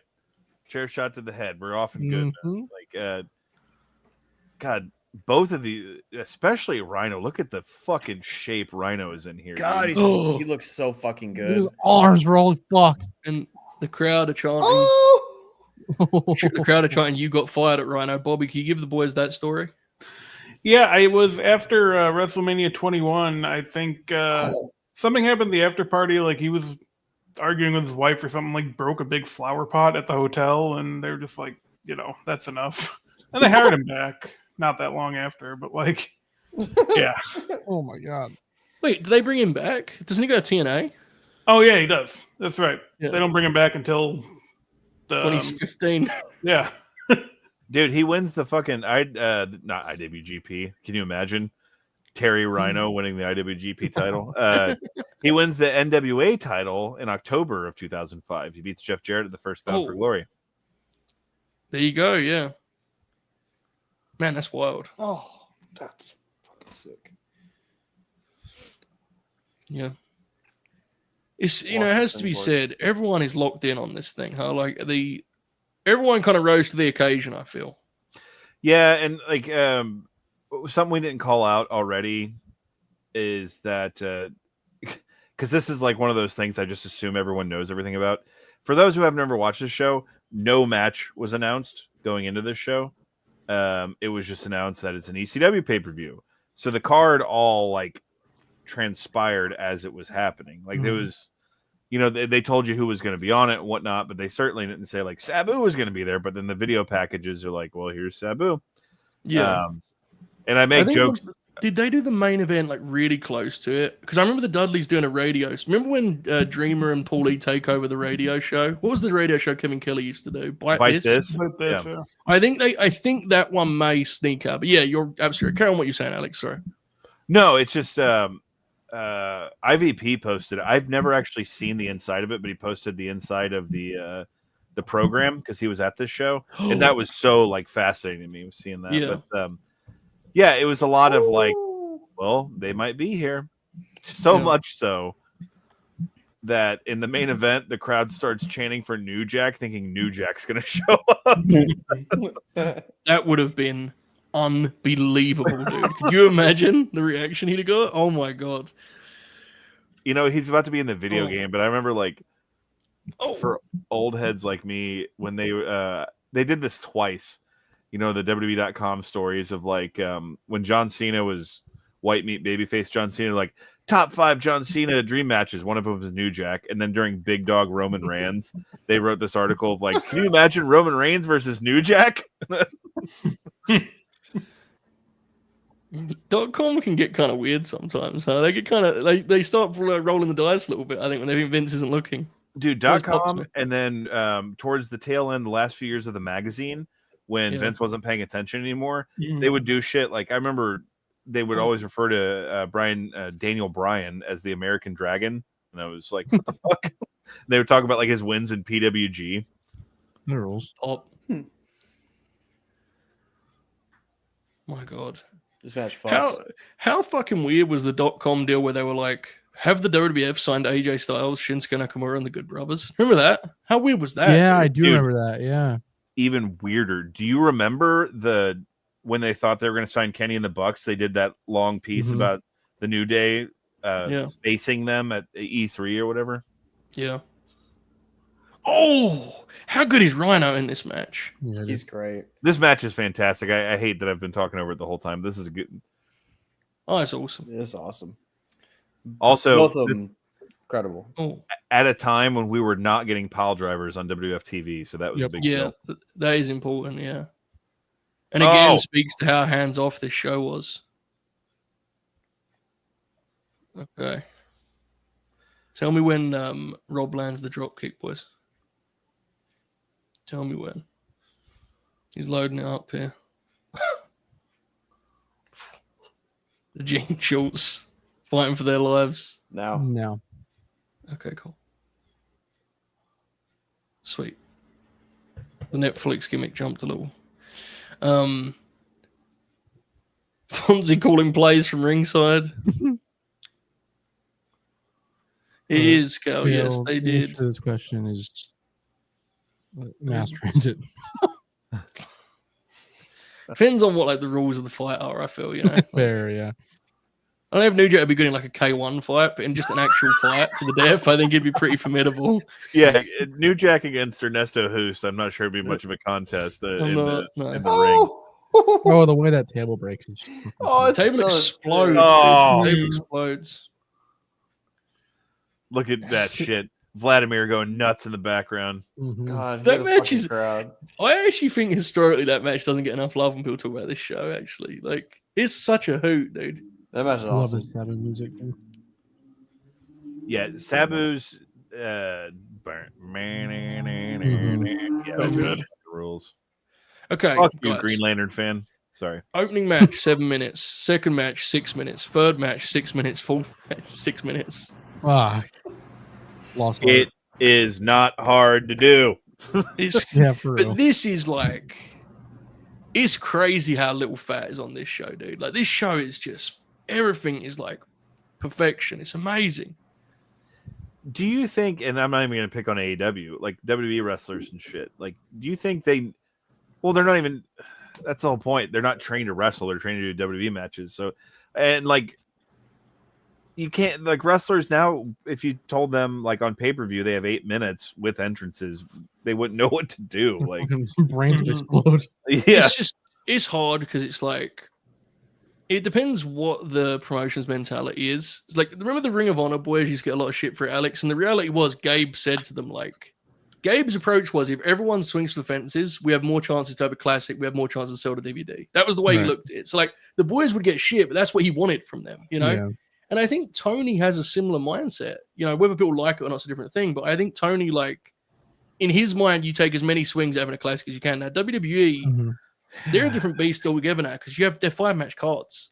So you have Yeah, to put time in, I can't compare WWE to, like, anything now, but, like, Oh Jesus! I don't the GCW thing, or excuse me, ROH thing's weird because, like, they were gifted, like, an incredibly talented roster. But, like, for example, you look at a show like the Joe Kobashi show, none of the other matches on that go past, like, 15 minutes. Like, for sure, but wouldn't you agree that was somewhat of an outlier, though? Yeah. Oh, yeah, definitely. Like, Yeah. Death Before Dishonor 2. I don't know why I remember this, but I always remember, like, fucking Chad Collier and Rocky Romero go, like, fucking 17 minutes in the opener. That was one when Pierce got the book. That was one of the things Carrie said to him when he was like, "I want more characters on the show, and I need you to make these shows shorter." That was one of the main things he said. Like, it was a real thing at the time, and it's obviously now moving away from DVDs. But LNG royalty in the house, by the way. LNG Hall of Famer. Jack Crosby has become a member, which means that Jack Crosby can now tune in for shows such as Cage Match Chronicles this Monday night, covering 5 WWE classics. We love you, Jack Crosby. I hope you're having a good night, mate. I know you are, but Joe, me and Jackie were talking about this in the DMs. What's your thoughts on Canelo Crawford getting the Netflix deal? Well, I'm torn on it. I'm glad for boxing that there's a big fight on Netflix that isn't like a Jake Paul fight. I'm kind of concerned that the fight is going to... I'm not sure it's going to catch fire. I have concerns. I don't like the weight discrepancy. And I think Canelo is a much less fun fighter to watch now than he was in years prior. But I'm hopeful. I'm rooting for Crawford because I'm a bigger fan of Crawford. I don't love his chances, but I got Crawford. Are you telling me that Canelo today is not the fun Canelo that fought fucking James Kirkland back in 2015? That's what I'm saying. Yeah, I think there's a version of it that's kind of a stalemate, and that would be very bad for the sport. Because I think a lot of people are going to be watching. A lot of people are going to be watching. Got some violent highlights here. Ooh. Oh my goodness. Look at that shot of Paulie in center ring. Wow. Good Lord, man. He did not look well there at the end of ECW. He's also well since, really, isn't he? Dude, he was also like 34 there. Yeah, I know. Him and Cornette were both like way younger than you kind of presumed, right? Because they both got him really early. Thank you, Jack. I love you, bro. I hope you're doing good. We're going to do Crosby Unleashed. Probably try and do maybe the last week of June, first week of July, hopefully. It's been a crazy couple of weeks, but we got to do Crosby Unleashed for sure. The people loved it last time. Look at that. Is that the signature moment in ECW history? Yes. Yeah. That'd be right. What a moment. If Kevin Kelly would say time stands still, wouldn't he, boys? It's an incredible ECW moment we have on our hands. Giovanni. Vlad. Uh-oh. Oh my God. Bish is like, what have I got myself into here, dude? Yeah, no shit. I'd rather be out in Cheyenne right now. This is the secret sauce that allows this show to work. because Vince. This is the only reason he allows them to be the heels here, because Derby are not really the heels. They kind of are, Raw and SmackDown, but let's be honest, the real heel is Bischoff, because Bischoff was the guy who, God forbid, paid wrestlers to leave ECW. So if it wasn't for Bischoff, I don't know if this would work, because he wouldn't want them to be heels. You know? Yeah, and he's mad as hell too. I mean, even Mick Foley does that whole call about look at Regal. Steve Regal's desperate, bro. Regal is desperate for one of them guys to try and fight him. You know that, right? What on earth did Gene Snitsky do to that polo? He cut the tits out of it and then let it fly. He's doing his thing, bro. Look at Tom go. It's tucked in with the sleeves cut off. Snitsky was on Chris Van Vliet recently. He was? Yeah. And he was like, Chris was like, "What? Trying to recover from a sexual assault allegation or something?" Wouldn't surprise me. But Gene was talking about how he was like, after the Kane feud, he was like the biggest heel in the company, and I went, "Well, sorry, Joe." Shit.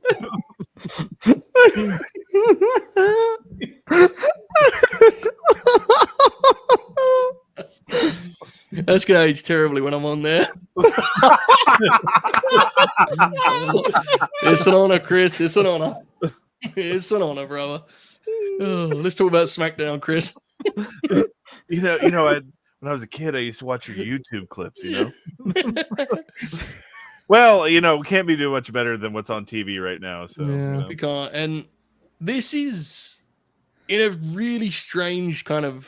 Look at his fucking traps, dude. Jesus, in a very strange piece of doubled history. up.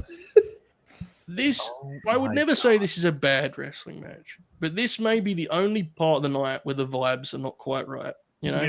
And I know, it sounds ridiculous to talk about the rest of the match with all that, but, we're just talking about the show here. But, seriously, when they put this show together, they had to have thought this was the safest bet on the whole thing. And, this is the one part of the show that genuinely, it just feels off from as soon as Eddie walks through the curtain, it feels off. It's just weird. Has there ever been, any story offered? Was Eddie mad that he was on the show? Eddie was mad that... Well, I don't want to... Well, fuck it. He was mad at the finish because he just turned heel. And I think they disagreed on the match they were going to wrestle because... Obviously, everyone's doing greatest hits on this night, right? And Eddie was like, I can't turn on Ray Jr. and then do a fucking greatest hits drop-down tackle match. I want to be a heel. That's why his demeanor is like this. And he isn't out there at the end or anything. Yeah, because the crowd goes nuts for him coming out. They're really happy to see him. Eddie was right, dude. He was right. Think about the stuff he does that summer as a heel. I would also offer that it's fake, but yeah. No, not the result part. That's fine. I mean, just kidding, Eddie trading in the heel turn to just do arm drags with Benoit would have been fucking ridiculous, dude. Look at his fucking arms, man. Well, both men look deeply unhealthy. It has to be said. And this is also by the point where Eddie starts his skin starts to go grey and shit. It's very odd. Yeah. Bro, look at his fucking neck. Oh my! If he was any less great, it would have been so obvious that he was fading away in front of people's eyes. But because he was great, his matches were still good. So people just he's funny? Physically shot, dude. I've never seen that Batista match he had, his last pay-per-view match just a few weeks before he died, because I didn't watch it in real time, and it's always been weird to me, the idea of going back and rewatching that. Yeah. Look at his fucking arm. Oh, man. Yeah. For all my joking I do of it used to be better, these guys just look wholly unhealthy.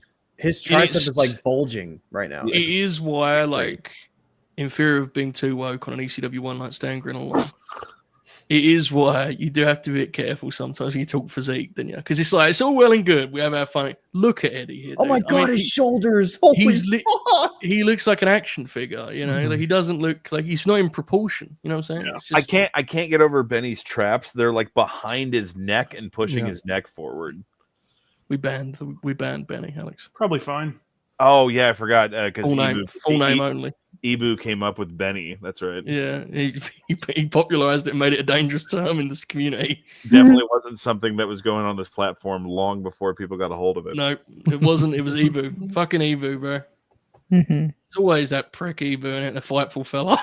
Look at Eddie's back, dude. Good lord. It's crazy. Yeah. The lad's just sort of, I mean, the match is still pretty good because it's always good with these two. It's just Yeah.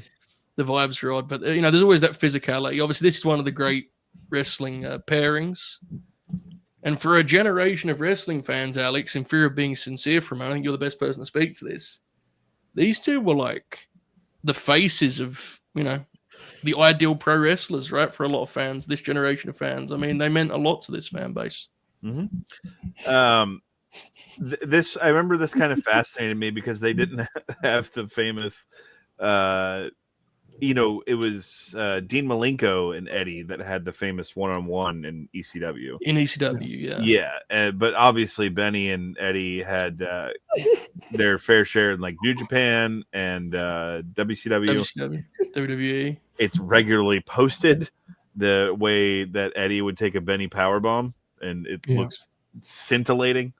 And this it is funny because the idea with the exit of ECW was that Dean Malenko, Eddie Guerrero, and Chris Benoit were going to be like the next generation of fucking super workers. And one of my favorite bits Steve has, he regularly brings up what bullshit it was that Dean Malenko was the 97 PWI Wrestler of the Year.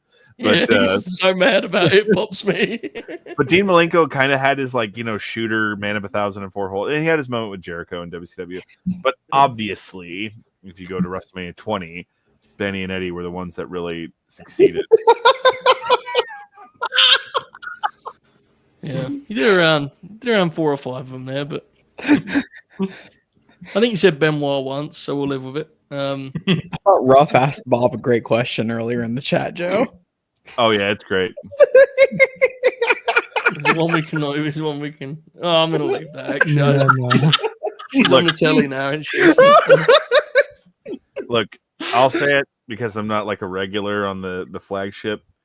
There is a greater than 0 chance because of our penetration here that there are wrestlers that refer to him as Benny because of us. There was a wrestler in AEW, one of your favorites actually, who was in War Games a couple years ago, and legitimately every single movie hit was a Chris Benoit move. Every single one of them. No, it was an AEW wrestler in War Games, or Blood and Guts, whatever the fuck it's called. War Games. One of your favorites, Novi. One of your favorites. Yeah, it's one of Novi's favorites. Fucking Jake Perry out there hitting lariats and shit. Eddie's nose is. Who was it? Eddie's so ready to go home. Oh, I'm thinking about who this could be. Action figure, bro. dude, Yeah. Eddie. Ruff was right. Oh, Yeah, Look at his back, man. yeah. let's do this thing. I do worry. I mean, I shouldn't do this on the air, but I just, I do sense some of the trends. Max physically. is going to be okay, Joe. All right. I just, You see his workout video today? that was so unnecessary. Yeah, He's hitting 240 on the press, bro. I hope the boys are build. they're doing the gas the Hollywood way. Mm-hmm. Those guys they die a lot less. We They'll die eventually. Them Avengers, bro. They look like 1980s WWF stars. all right. So I need to call out here quickly because after this. I believe we're going to get to the fucking crown jewel of this show. Yes. So on the physical media release, the DVD, which I have since lost, one of the selling points of that show was that they had like a fucking mic up there in the little booth that the Raw and SmackDown guys were in. So you can turn on alternate commentary for certain matches on the show where JBL's just burying what's happening. Oh my god! And I need this. He's talking just like mad shit about the show the whole time, and like as we talked about, I'm pretty sure they were just fucking bringing out trays of beer to those dudes up there. And whatnot. So he's having a good time with this, and it's weird because this would have been a year after. Man, it's still, we've talked about it on Grin Grappler, and I know y'all have actually done like a Grinalong of the show, but like JBL legitimately had like one of the top 10 WWF title matches of all time a year prior. Yeah, that match is unbelievable. We rewatched it, as you said, on the air, and it was like, oh my god, that match is amazing. Yeah. Do you see Regal's face watching this match? He's for sure like, what's wrong with the fellas here? This kind of sucks.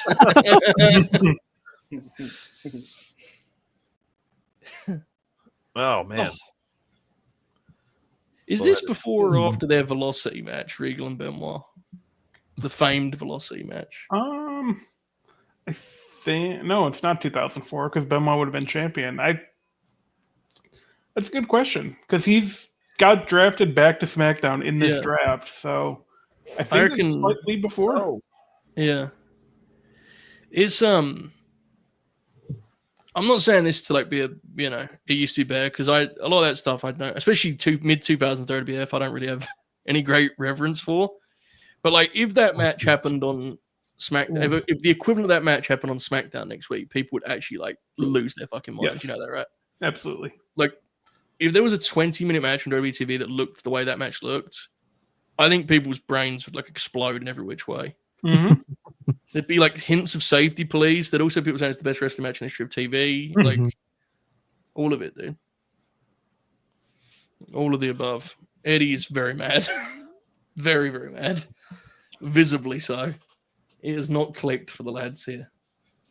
I think there's a moment after this where Eddie says, like, doesn't he like say, "Oh, you won" or something? I think so. Yeah. That's sad.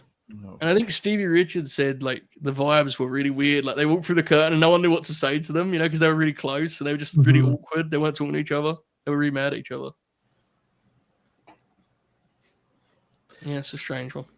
So, the Ray heel turn, I guess I didn't realize how close in proximity this was, but obviously that was the big angle going into SummerSlam, so it had to be. Yeah, that's his whole summer, innit? Oh. It's also, who's the champ on SmackDown at this point? Batista? John Cena. Oh. They switched, though. They're switching. Oh, yeah. Yeah. I think he just got drafted, probably a couple weeks ago because they're in like the middle of the draft. Alex kind of beat Bob in a Ruthless Aggression trivia duel there. I don't know if you guys noticed that. Moment for the history books there, boys. So, yeah, that's the big reason I know that is because Cena moved over because Vengeance 2005 is 2 weeks after this. Yes. And the main roster was really mad about because this is how great wrestling is, right? So instead of like building each other up and working around it, I remember Triple H and Batista and a lot of the main roster were mad about the positive reaction this show got, and they were like, fuck that, we can do better, so. And in 2 weeks, Vengeance Grinalong on this very platform. Vengeance 05. Oh, God! God damn! That superplex was unbelievable, wasn't it? Oh, he did some questionable things, but look at that goddamn superplex, man. Questionable. Up for debate, yeah. We were talking about Swoggle earlier. Remember his delivery on the kayfabe commentaries of... He didn't do it. God. Do you remember his delivery on that?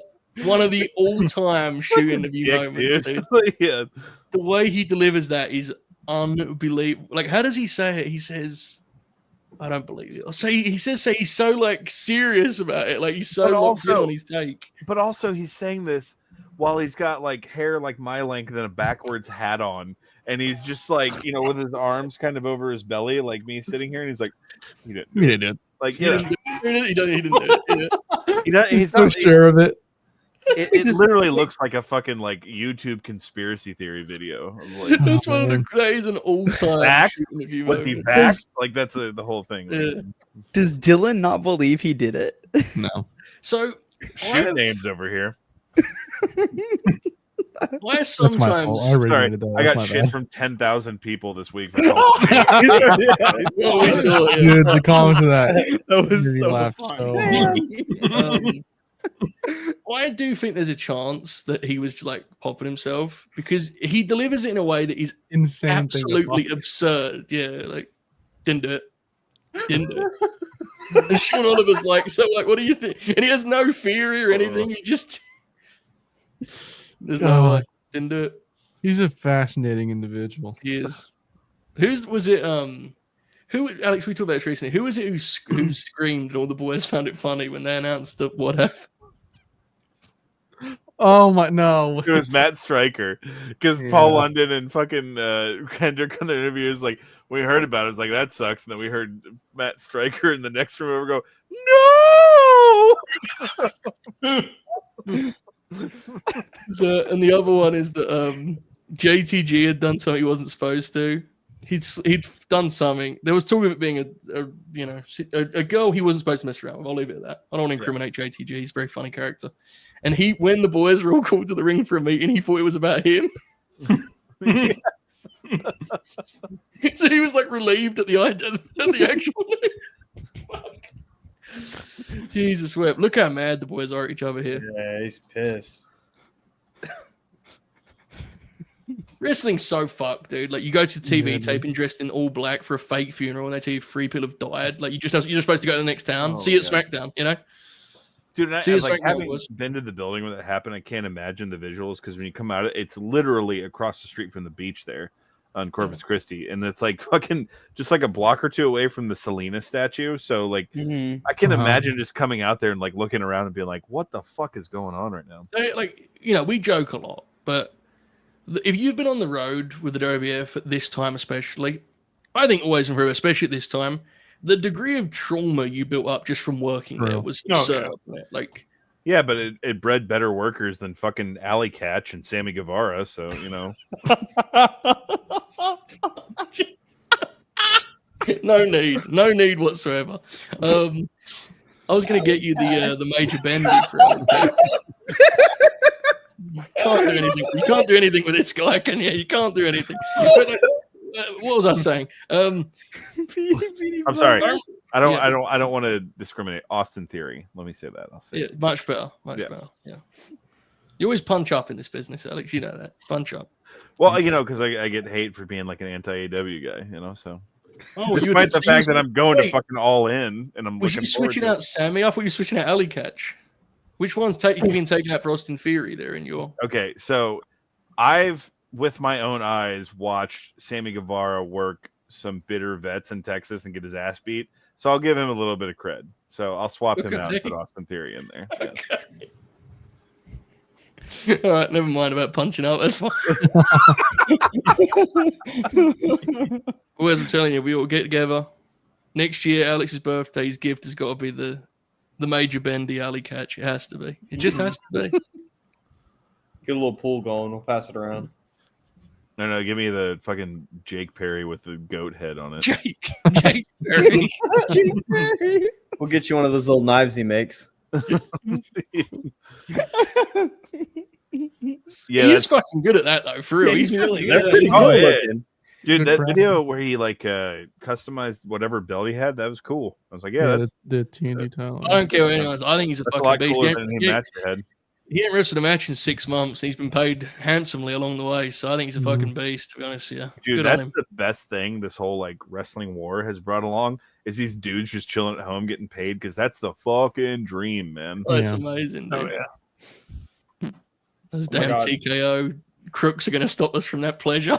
Oh, shit. I don't know now because we the fans have a voice, right? So we can bring back. True. They're going to regret telling me that, bro.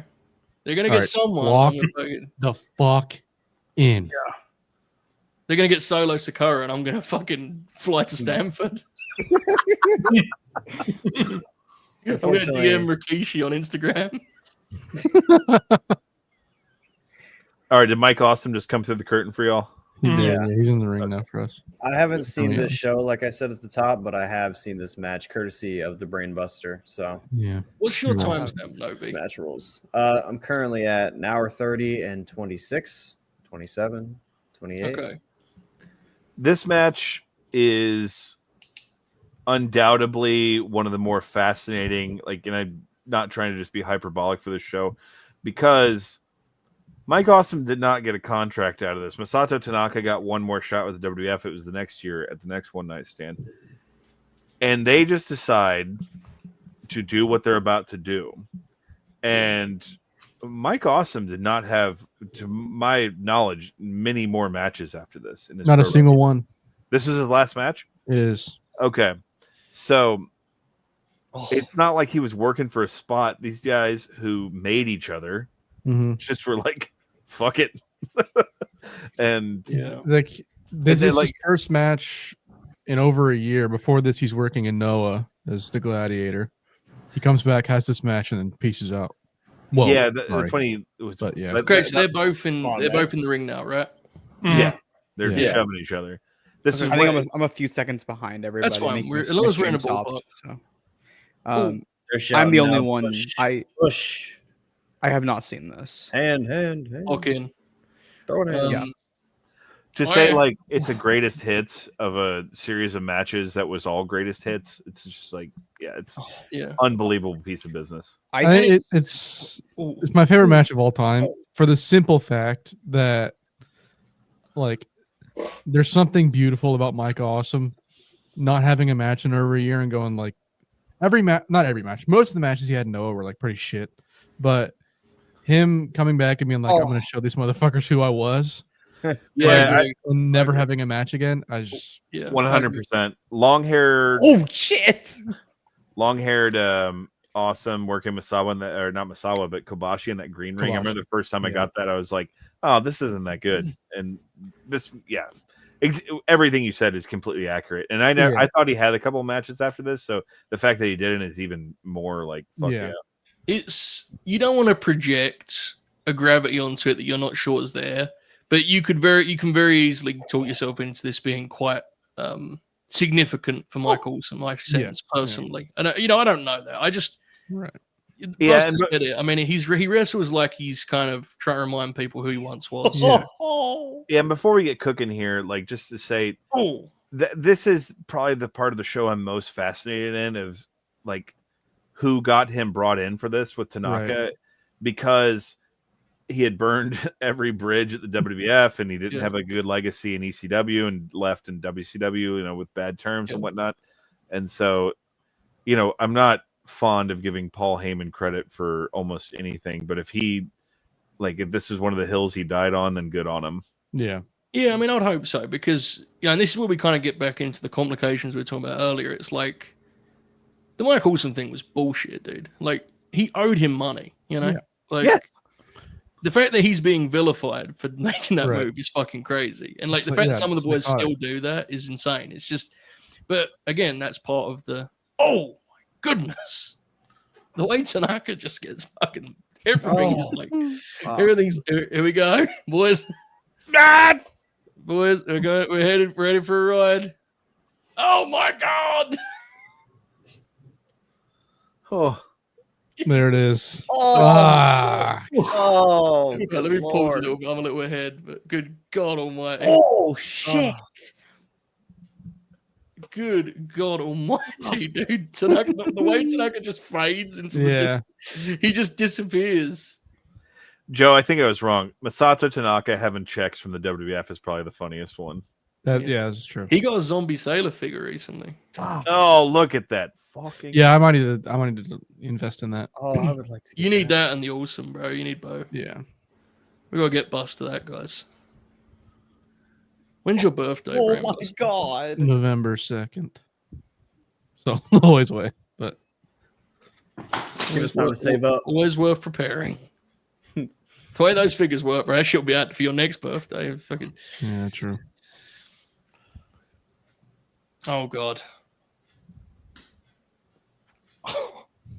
It always pops me that it looks like they're gonna do a bridge spot. Oh, that power bomb. Fuck. Yeah, that thing with his face. Yeah. The thing with Awesome about the money thing too is it's exactly what happened with Sabu in '95. Like these guys who broke into the business largely in Japan and got paid on time didn't take any of Paulie's bullshit. And just no, fuck. Oh, here we go. Oh, Jesus, here it comes. Ooh. Oh, my. Yes. Oh. All right. Boom. It is insane. Tanaka still wrestles, man. Oh my god! I watched Masato Tanaka wrestle a match this year. Yeah, and Isn't he was still really pretty good in it. Yeah, Yes. I think I've He's seen had him like he's had at matches. least 3 good matches in the last like 6 We months. watched Masato Tanaka have a good match with Joey Janela in this building earlier Some of this these- year. Yes. Some of His these Takeshita fuckers just- match rules in Japan. They just go forever. Some of these guys, bro. He's amazing. still so good. Tony Genuinely, for his Khan. age and what he's been through, bro. Tony should actually book him for the ECW arena shows. You should book him for Supercard of Honor, please. We've been adding Tony Khan that he should book him multiple times. Hit him with a fucking Dango Tornado DDT there, bro. Oh Jesus, he's setting up some sort. Yeah. I have breaking news. I bought the Mike Awesome figure. Did you get the gladiator one or like the actual The Gladiator one. Okay, cool. The Gladiator one is, FMW, bro. Yeah, you send me I the just links didn't so I know can what look at would be it? your preference. Yeah. I'm What's glad that? you actually got it because if I was buying it for you, I would have definitely bought the other one. So I'm glad. Dude, he threw him like he was fucking Dr. Death there and a spear. Yeah, A it's real fucking one, cool. not fucking bloodline bullshit. That was unnecessary. Oh, I fuck. just got to the spear and his head smashed the chair. Oh my Mhm. god. And now he's setting up. Oh shit! Crown him, Mike. Crown him. Oh fuck! This is the most Mike Awesome spot in it when he does this. When he climbs up to come down with his weapon attack. Look, the funniest one he does is when he brings a table up there with him. Yep. Comes down with it. Yep. I love that Vlad's been giving him the business the whole time. Do you remember when Stevie Richards buried this match on his podcast? He's a piece of shit. Fuck that. That was man. He's got actually a long really ass lame. head. Like considering what the context of this, that was actually really lame for real. Yeah. Like, Yeah, broke it down and shit. Yeah. Bit of a loser, that Steven Richards. Just I a- saw him say FTR bald the other day, and I was like, well, that's the end of that bit. Oh yeah, no joke. Next thing you know, he's gonna call Bailey Pam. I would pop huge if he did that. That'd be so funny. Pam came back on Raw. Pam this, throwing look- great punches. Look at Awesome. Awesome just flinging. Look how tired he is after flinging that table in. It makes it so much better that Mike looks just like a normal bloke. By He's this just a point. fella. Yeah, just with short hair. Fucking real estate agent. Yeah. He's like possibly the only guy that looked like way more of a star when he had just a greasy mullet. Yeah, bro. Haircut. How crazy is it this and Necro and Joe were so close to each other, dude? Oh. I think they're the same genre to me, you know? Mm-hmm. For sure. They're both like 10 minutes long, too. Oh. Yeah, Kaden, are you enjoying this? I am. Oh, I think I would have killed you if you weren't. No, I like the wrestling. bro, that's turning Damn. DDT. Oh shit!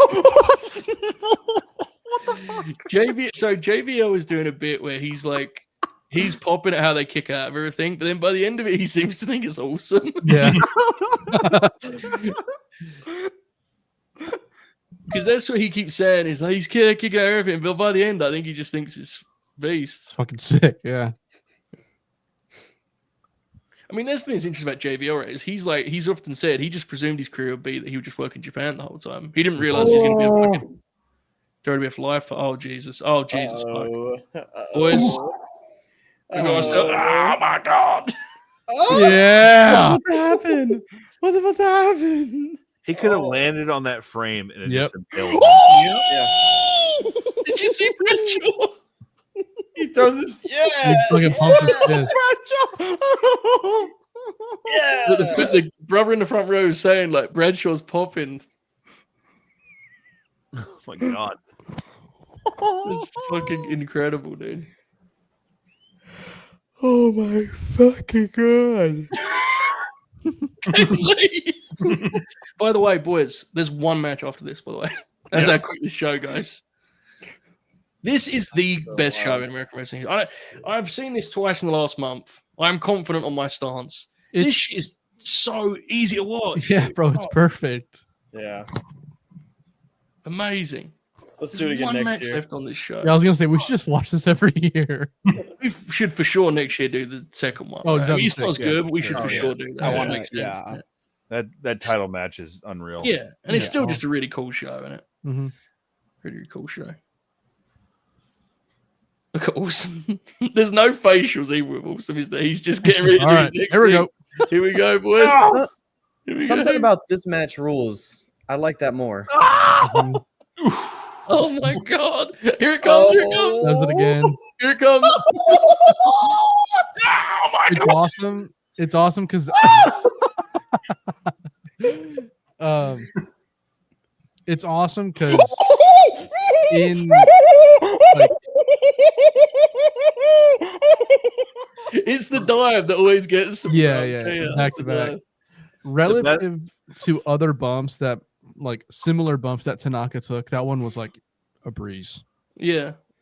It's the dive, dude. And it's the way it's shot where you don't see him coming. So he just fucking he just does it.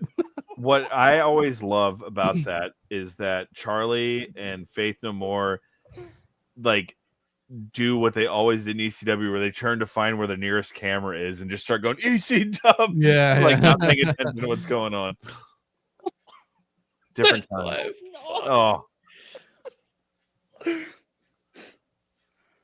Oh, Tanaka's face.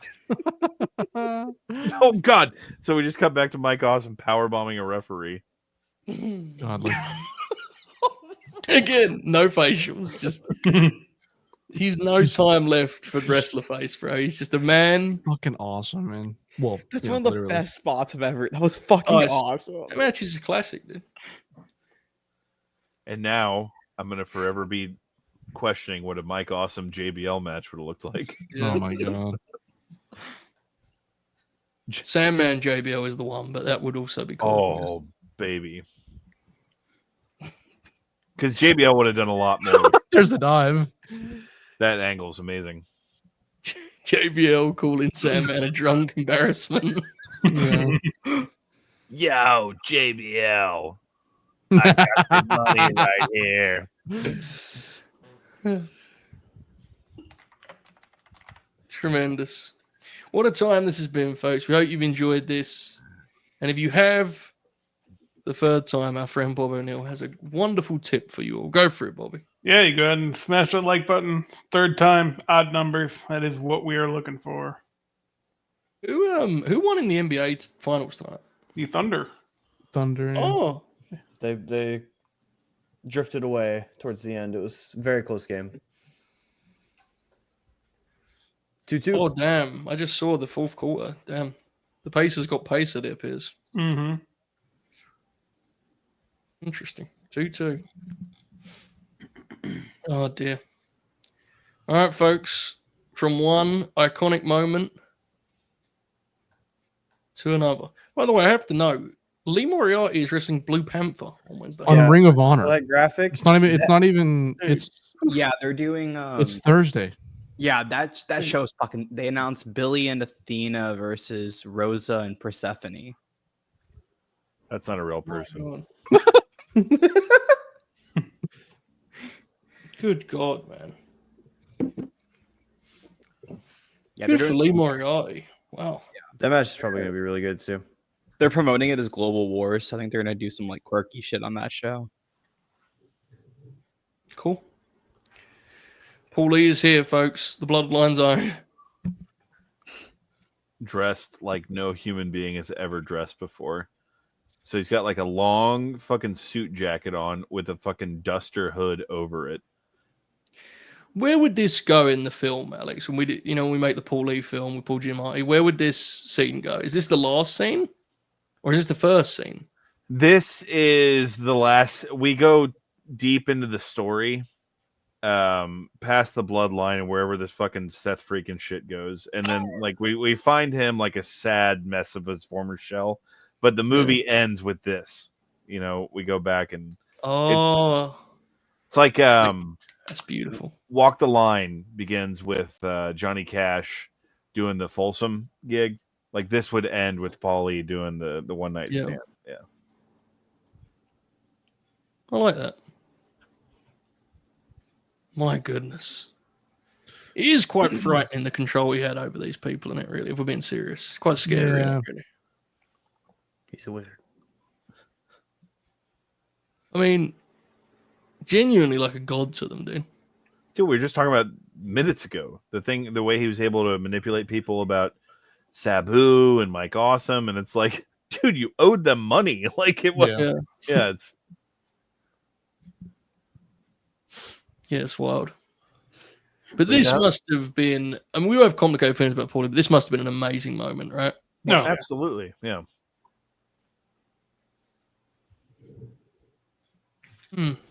It is interesting that Vince definitely had a respect for the brand power of ECW, and I believe the reason for that it's because he invested money in it.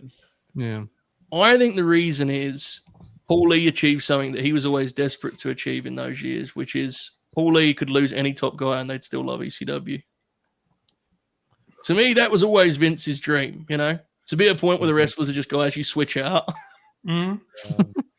And how Paul Lee, for his audience, had complete control over it. Yep. Paul Lee literally could make fucking PJ Polaco world champion, and people still came to the show. Yeah. I honestly think that is like a real thing. I think that was, and obviously it's a smaller scale. Yeah. But still. And Vince is also a psychotic person, so we'll never know for sure. But yeah, it's I mean, it's clear because he never tried to do like a WCW revival or anything like that, which would have been very funny. Big Sexy's match on that would have been unbelievable. There's the commercials. You ever seen those, Joe? The regional market ads of the WCW house shows they were going to run in 2001. Oh yeah, I've seen those. Yeah.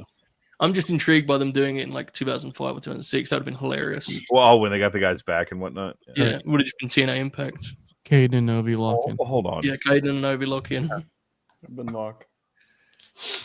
Kabish. Man, we got Christian and Rob Conway up there, multiple future NWA World Heavyweight Champions. So true. There you go. He's talking about this is not a WCW pipe.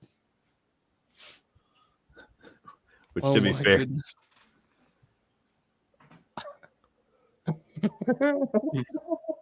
that Bischoff shot is so money with the middle finger. He's a good sport, Eric, though, as a heel. He's a good sport. You imagine them running this in 06 in the Omni and Heyman and the ECW Invaders. Sabu up there in an ECW polo. With the fucking, he's got the Carlito where he ripped it in half, Oh, fuck. Jeff Jarrett having his fucking latest NWA title match on WCW One Night Stand.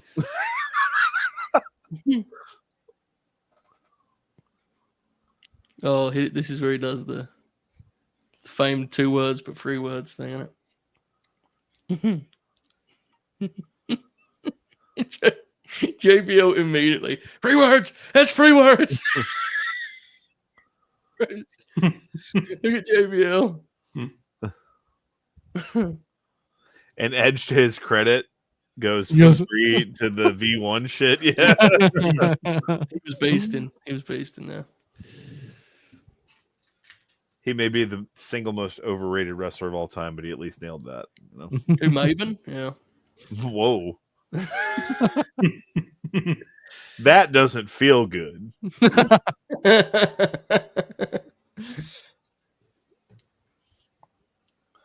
Oh my god. Mr. Shoot for okay, look.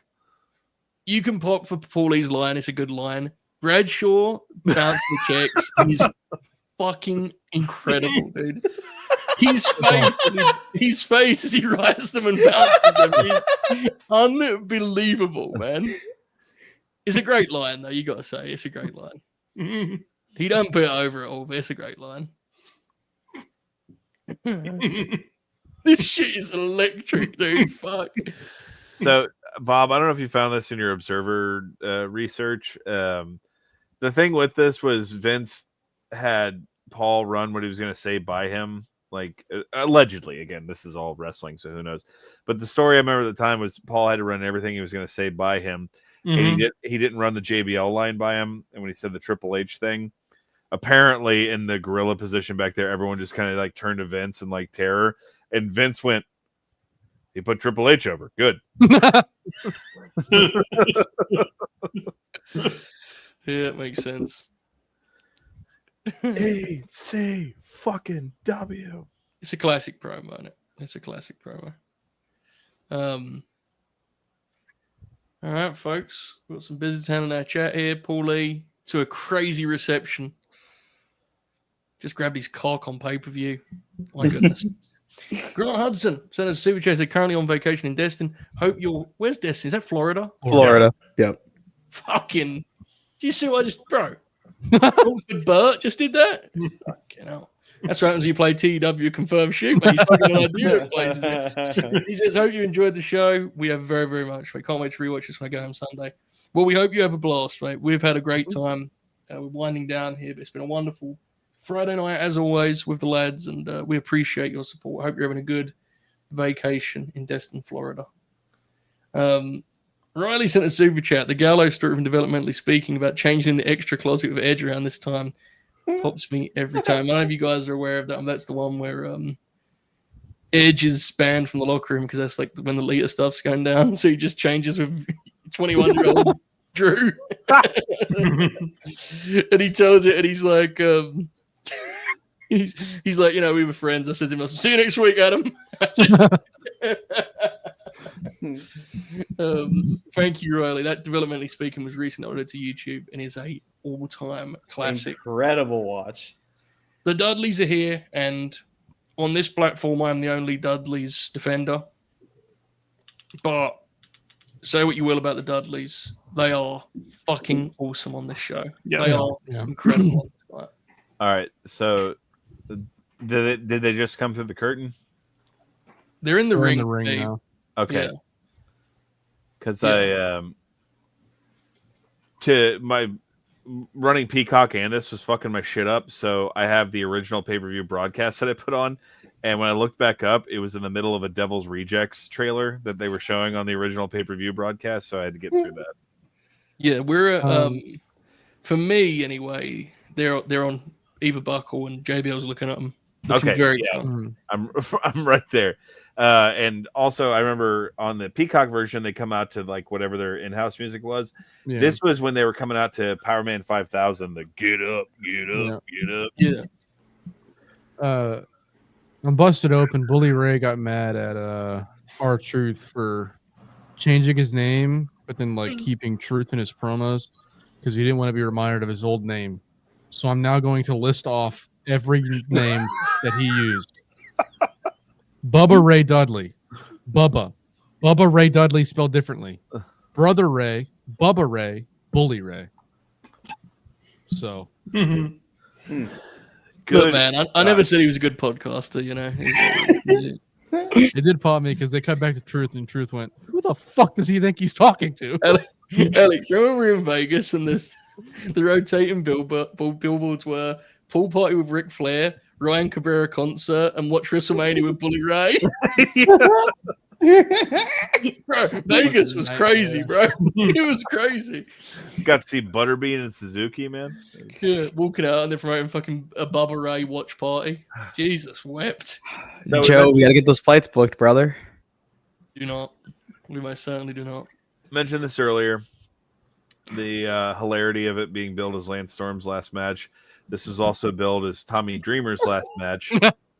And I'm a guy from a different era. I am the old guy on here. I have a sentimental attachment to Tommy Dreamer. And so the fact, well, he had the tag match the next year that could have been his magnum opus, but you know, it's a bit of the a captions on Netflix say Enter Sandman plays. Disgraceful. On the Straight Out Dudleyville Blu-ray, they literally do a segment talking about how this entrance is the best moment of their career, and then they cut to the WWF fucking edit of it. I was like, that is abhorrent. There's two things on this show that I remember watching in real time, being like, "Holy shit!" They convinced Vince to go all the way. It was one, this song, and two, something we'll talk about here in a little bit. But Devon looks fucking jacked as shit. I love Devon in particular. His energy on this night, I just love. You can feel his excitement, can't you? You know, and look, we all have fun at their expense. Dude, Dudley's made a lot of money in this 4 years, and look how excited they are to be in ECW for one more night, you know? And again, not saying it's all sunshine and rainbows, not all positives, but that shot of those fans around Sandman is fucking incredible. Oh, yes, and that is when you say it's like ECW, no, it's not, because it's a different thing. Like Buster said at the beginning of the show, it's something different altogether. It's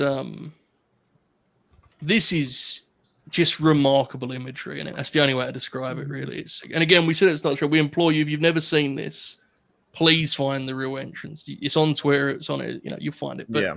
And Joe, you and I had kind of a back and forth about this in our Paulie Grin Grappler of what Heyman's greatest achievement was. I think it's Taz.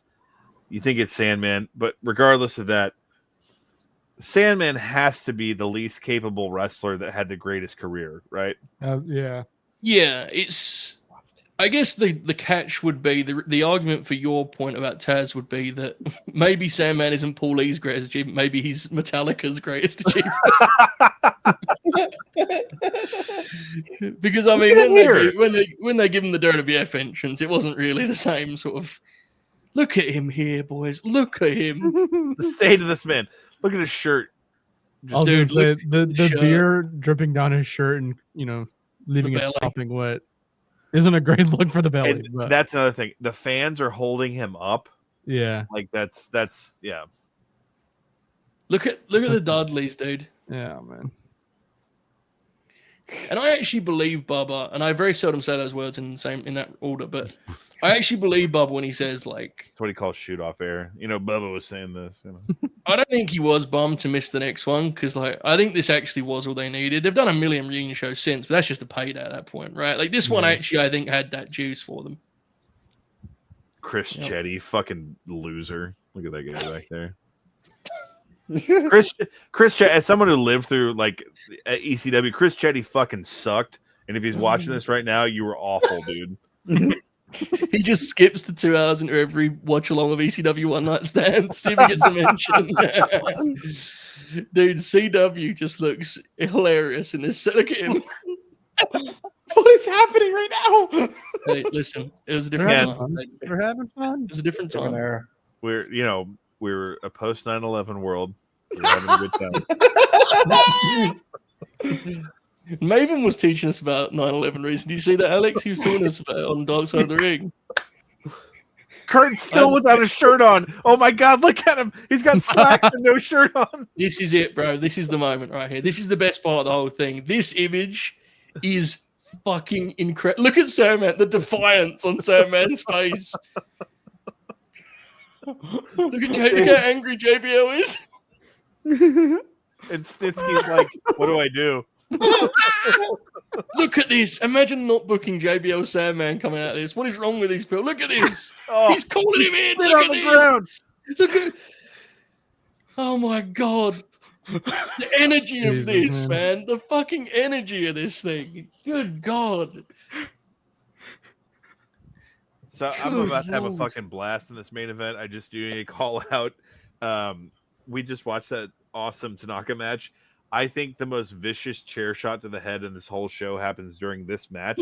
So just keep an eye out for that. Well, the dirty little secret about this match is it's fucking awesome. Yes. No one wants to talk about it anymore because Awesome Tanaka is the best match on the show, obviously. This is a worthy main event of this show, dude. This match rocks the house. Look at Sam, man. It's also built in a way, just knowing like the old ECW tricks, it's built in a way that they laid it out not knowing what condition Hack was going to show up in. Yep. So they're like, all right, we'll do all this and whatnot. And yeah. Bob, do you think the atmosphere will be like this when Alexa comes out of stand-up, shut up and fight me in 10 years or so? Absolutely. Whole crowd's going to be singing it, She can come through the crowd. Back in Cardiff. Yeah. Dreamer's fucking spray on tan is fantastic here. Look at the fist bumps for the lads. Guido You're fuck right, over man. there. Look at Devon, bro. Holy fuck. God damn. All right, hold on. Now we're getting down to business. This is so perfect, dude. Jesus. This is so perfect. Everything about this, they nail it. Look at Meanie. Yes. Look at Meanie. Our guy Fahad says, this is the greatest Grinalong ever. Well, we appreciate it. Oh my fucking god. Yes, indeed. I thought about wearing my BWO shirt, but you know. We hope everyone is enjoying it as much as Fahad is. We appreciate the support. Thank you. Been a great time. It's been a great stretch in it, really. We've had a wonderful time in recent months. So. Before we get like super far into this match, Joe, I'm gonna have to leave at like some point in the middle of this. So sad. Yeah, I gotta take care of something. But it's been a great show. I'll stay as long as I'm able to. I'll probably at some point. Been great to have you on, Kaden. I was glad you got to watch. If you're gonna miss the end, I was glad.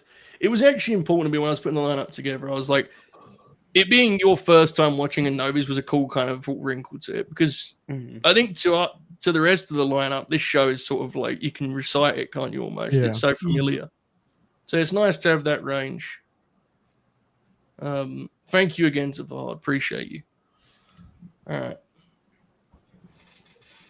The BWO. It is a classic Paul Heyman moment when he's on commentary on Monday Night Raw in '97 and he's trying to goad Lawler into explaining what they're a parody of. That's a classic Paulie moment. Oh, yeah. He calls it a parody and Paulie goes, what are they a parody of? Tell us. Jerry, tell us, Jerry, what are they a parody of? Jerry just has to no sell it. Yep.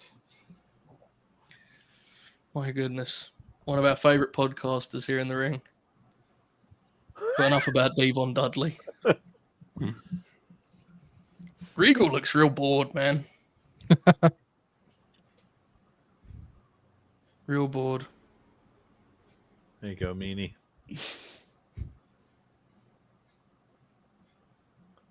Real bored.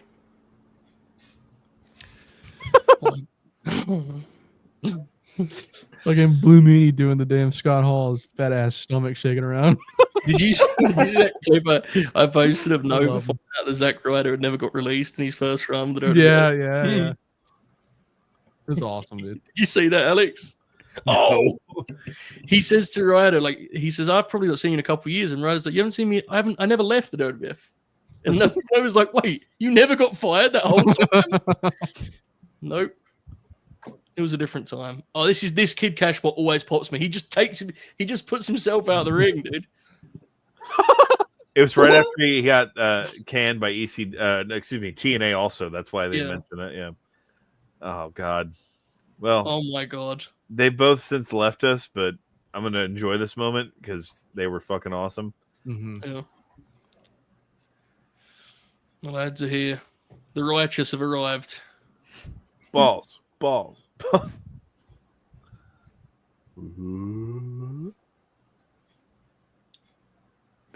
Look at the jabs. Oh, there's nothing better in wrestling than some shitty jabs, is there? There is nothing better in this world. Oh my God. Ow! Here it comes. Yeah. The one's the back sorrel. There's the dash. Oh my God. Fuck. Bro, isn't he like fucking talent relations at this point too? Just tell you The story was he said he was going to put his hands up and Balls said no. Fuck yeah. No, that's incredible. Here it comes. This is the payoff to the Kid Cash hilarity from earlier. By the way, what a cool wrestler Kid Cash was. Mm-hmm. Damn. He's man. One of my best friends, Kid Cash, is like their favorite, that guy wrestler. Yeah. He can cite like random matches that I have no knowledge of. He's like, oh yeah, He was really good, dude. Really good. He had some really great matches with AJ back in the early TNA days. Very much, yeah. Sometimes he goes on Renee Dupree's podcast and talks about the Liberals. And Paul London looks very uncomfortable. I Also buried Hook viciously on that podcast recently. It was very funny. I've seen Masato on podcasts with Paul London where he's just sitting there going, yeah. Yeah.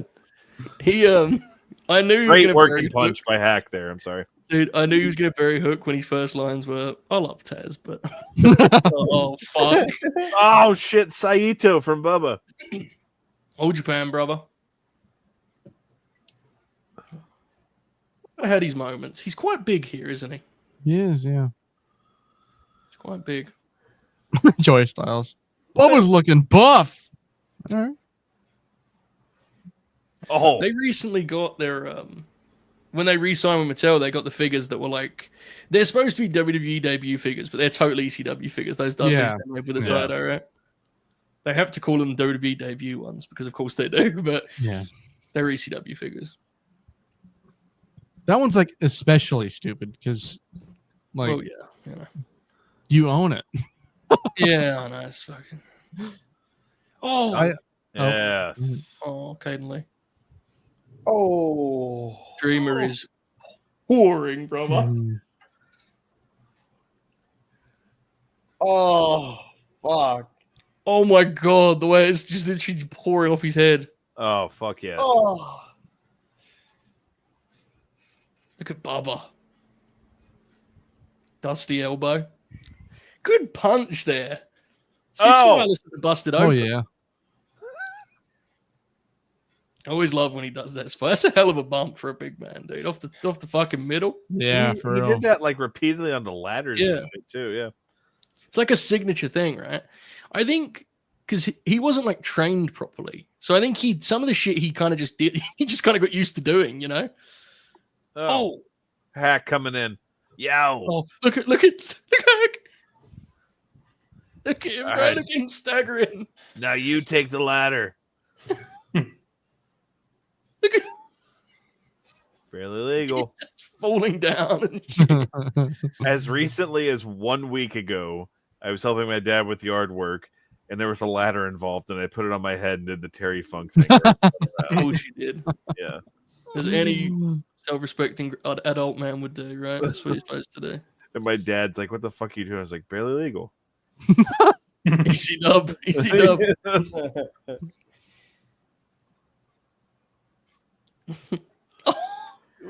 Again, fellas, the Dudleys, they've done WrestleMania matches, They're also leaving. This is the end of their run. Like, they come back just to do this. They haven't been on TV, Bob, for ages, right?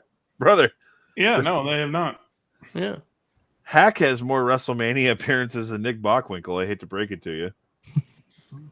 Is it just one? Yeah.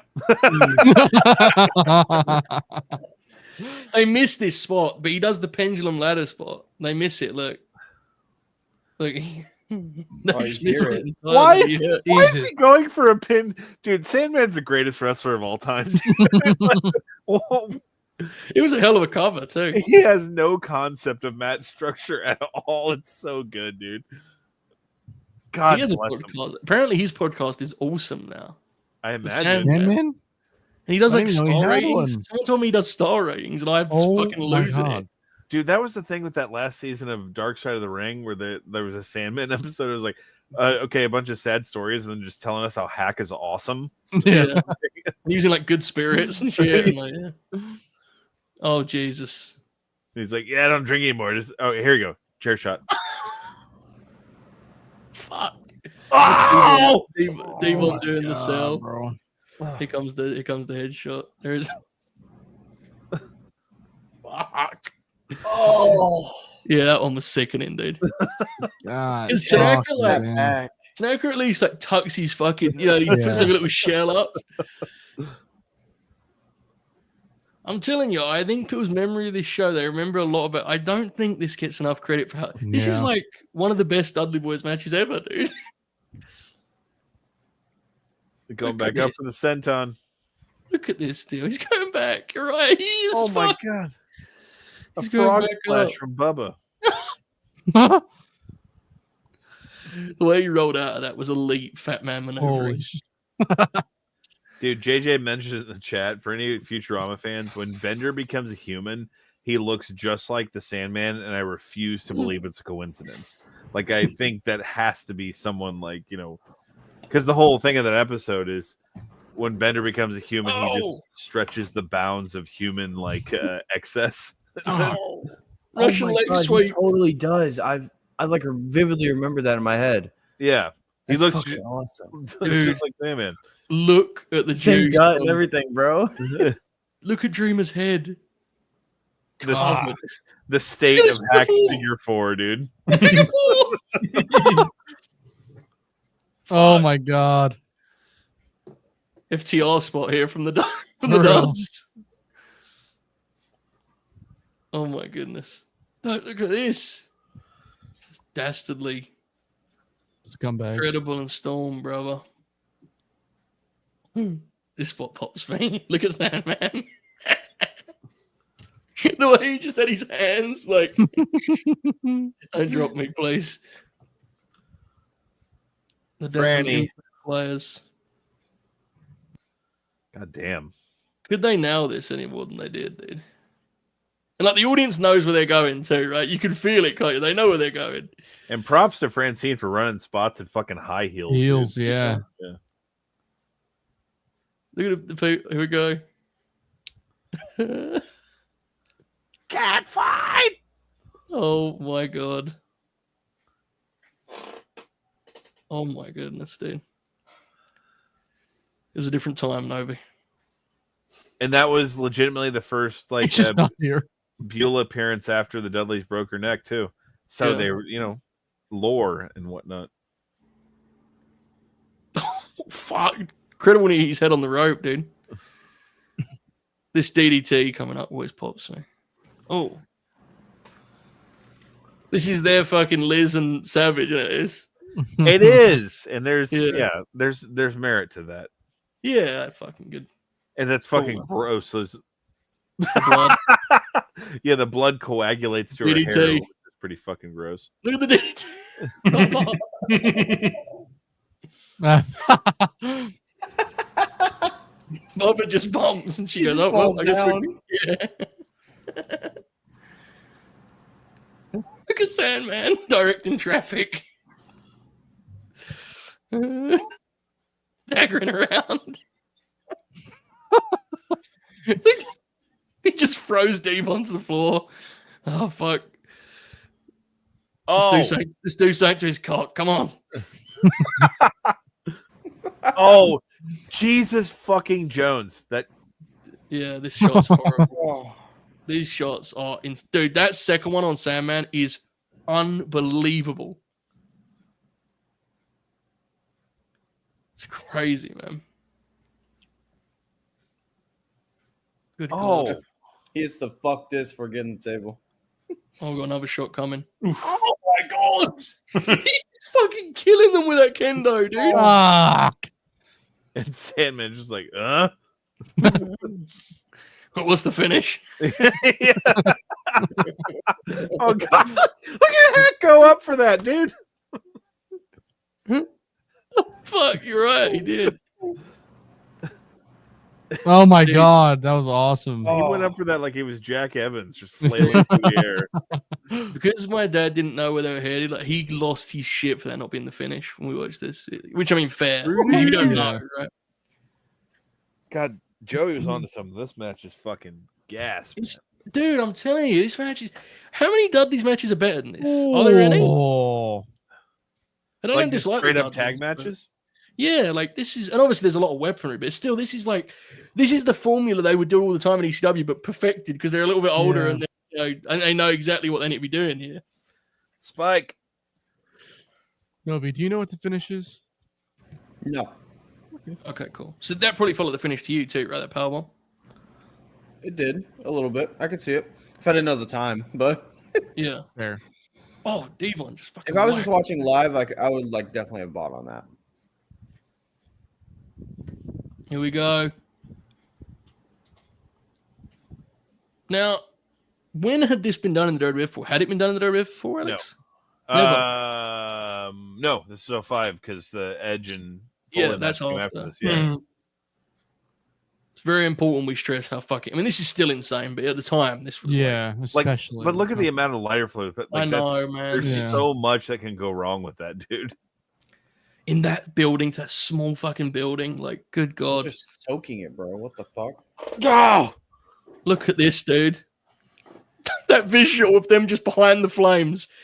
Could they have taken a better camera shot there, bro? You just see the shadows of the guys getting ready. And you get like that, whatever the fuck it's called, like that effect whenever there's like flames in front of you, like warps or whatever. I forgot what it's called. But it's perfect shot. And the way Bubba pins him, again, awesome fat man maneuvering. Looks like he's playing baseball. Awesome. That fucking rocks. Nice fucking amazing match. Yeah, it was great. Show ain't done yet either. What a time this has been. What a time. There's still 15 minutes left to this program, folks. We've still got some grins ahead of us here. What a time. My goodness. And this does feel, and I'm not even really a fan of any of the people involved necessarily, but this does feel incredibly sincere, it has to be said, the post-match. This part always pops me.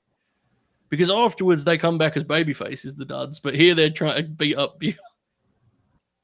Look at that, man. Our hero. This is yes. This is one of my favorite moments in the history of wrestling. Oh, it's a genuinely like piece of history in this. Ellis is right. When we get to some later business, Blue Meanie should be someone keeping your eyesight if you've never seen the show before.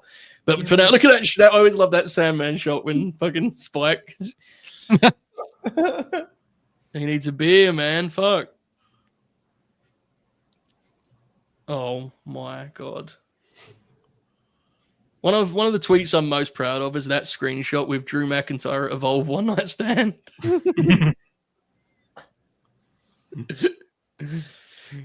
Oh my God. I never seen this before. What the fuck? Yep. Yeah, Bobby's probably the only one can appreciate too. Austin's wearing a legit original run XFL jersey that's worn out right there. Yes. Like, that's fucking that rules. Was Austin doing stuff at this time? No. In 05? Longest Yard's about to come out. No, I mean on like WWE TV. No, this is even crazier, right? Yeah, he was at Mania 21, but yeah, that's about it. He's able to be Stone Cold too, because the whole point of the story is that like that's where he finds Stone Cold, right, yeah. You know. So, but it's like the only time he's like in just what he probably showed up to the building wearing. Right. Is that Las Vegas Outlaws jersey from the original run of the XFL, like that has clearly been through his washer and dryer 30 times. Like, and this is an acknowledgement of like what the obvious that everyone always said about how much the Sandman kind of inspired elements, right? With the beers, you know, this was like acknowledging that, and this is what this whole show is, and it's kind of giving the seal of authenticity, Buster. It's also extremely important to call out real quick here that at the time the report was the biggest like moment of contention between Paul Heyman running this show and Vince McMahon was that Steve Austin was not the last guy to hit the ring. Yeah. And we'll see who that is, obviously. Yeah. And they nailed it. The right thing. Absolutely. Yeah. Especially because, again, an example of Paul knowing his audience, the audience knows before it happens because he knows his audience and they know him and they trust him. You know, that's the magic of that. It's just. And no one expect as a fucking 18-year-old kid, I did not expect fucking Steve Austin to be at this show. Right. Yeah. But that was the Paul Lee's special when it was layering those pops and those surprises. Like, he would always do shit like that. So it was kind of fitting that that's what he did on this show. Look at the vibes, boys. Axel Rotten and Benny exchanging pleasantries. So Tracy's in the ring. I had a buddy in college that we knew the time to cut him off was when he started dancing like Tracy Smothers. He would start doing like this shit, like, you know. Guys, I saw this picture when I was looking for photos for the thumbnail. I saw this one and I just want to share this. Look at this photo. That's fucking awesome. When your boy's out of control. Right, space. He's got to drive him home, bro. Look at him. Damn. Oh, shit. All of a sudden, Johnny Swinger's in the ring. Yes, he is. Swingman. I always loved that line. JBL with his little yellow tie. It was a little yellow. And JBL looks at his tie like, what the fuck, dude? Yeah, and again, I kid, but the idea was that the heels of WWE, there's no real ECW was not real stars, and here's the biggest star in the history of the company validating it, right? That was the idea. And it's it's cute, man. It's really, really cute. It's again, I've used the word a lot. I apologize. I know it's very lazy commentary, but it's perfect, isn't it? You couldn't do it any better. Brilliant. Look at that shot. I'm really glad we watched this. Damn, bro. I do think the Evolve show could be good as long as they let Gabe do his thing, you know. Just Timothy Thatcher and Roddy just wrestled to silence for 40 minutes.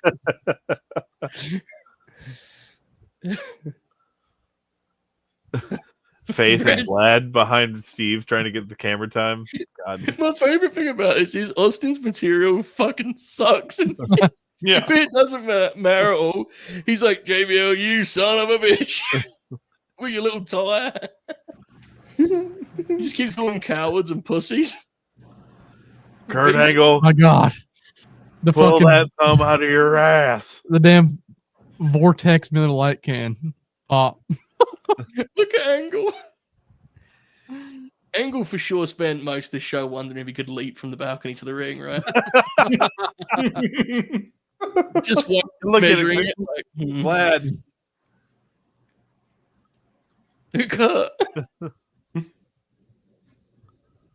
Look at Austin's eyes. There's the shot there, Alex, with Vlad in the back. Yeah, that's right, baby. Here they come. Oh my God. Bubba is fucked, bro. Look at Bubba. Blood pouring. Roadkill in full regalia in the ring. Look at Snitsky. Look at Regal. Sandman hammered on the ring ropes. Regal looks so funny, bro. Fuck. Oh man, Edge never did steroids. No. Look at the size of fucking Cope in there. Bro, look at JBL. Holy fuck, man. He's hammered. Look at his face getting He's like tripping.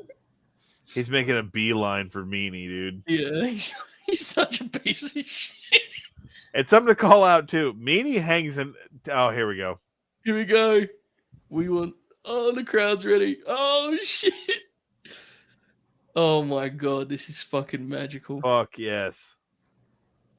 Man. Again, I'm not an ECW guy, and I find this show to be, like, moving. I can't imagine what this was like in 2005, Alex, you know? So and fucking Angle saying he's mine, like, yeah. Heart in the Red Sea there. Yeah. I know that people say this a lot, but it's so pro wrestling. You know what I mean? Like, it's the essence of the art form. Yeah. It's an Angle's still bitter that he lost. Taz beat him, you know, and ended his undefeated. There's so much to it. Yeah. Yeah. Oh my God. Look at Taz. Looks fucking cool here, to be fair, doesn't he? Mm-hmm. Oh yeah. Oh yeah. Mick Foley trying to stay awake. And JBL, heading over. Where's the fat guy? Let me punch him in the head. Look at JBL. Oh my God. Oh my God. He's chasing him. He's chasing him. He's beating the throw. He's such a... Look at him. First instincts as a drunk fucker. Just find... And look at... find Dude, Beanie's throwing punches back, to be fair. He is, yeah. Red Shore is like... Oh!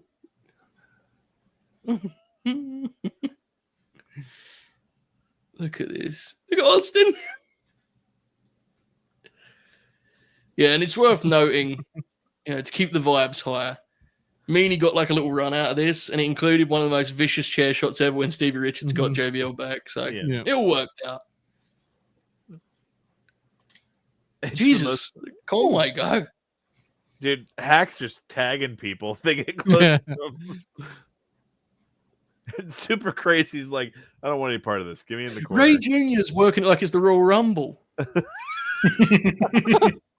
Oh fuck! Leaning against the ropes. I never noticed Danny Doring's in there in ring gear. Yep. Nerd. Of course, bro. You gotta come in your gear, dude. Who's CW? Dude, look at Tracy Smothers ready to fucking fight. He's going after JBL now. Yeah, get him, Trace. Yeah.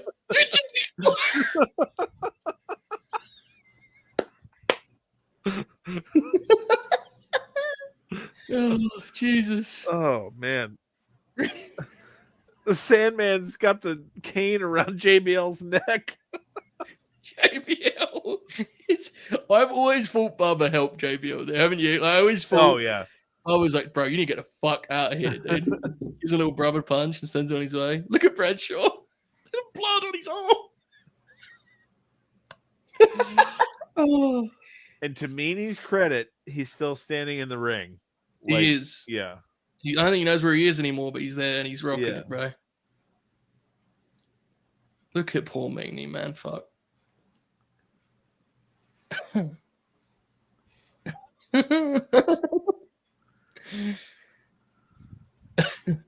Carlito looks great there, dude. Fucking Austin in the battered cowboy hat. Yeah. Devon Dudley just pouring. I also have always loved this moment here where we'll get to it in a moment. I shouldn't spoil it. But the last puzzle piece here. The scruff of his neck.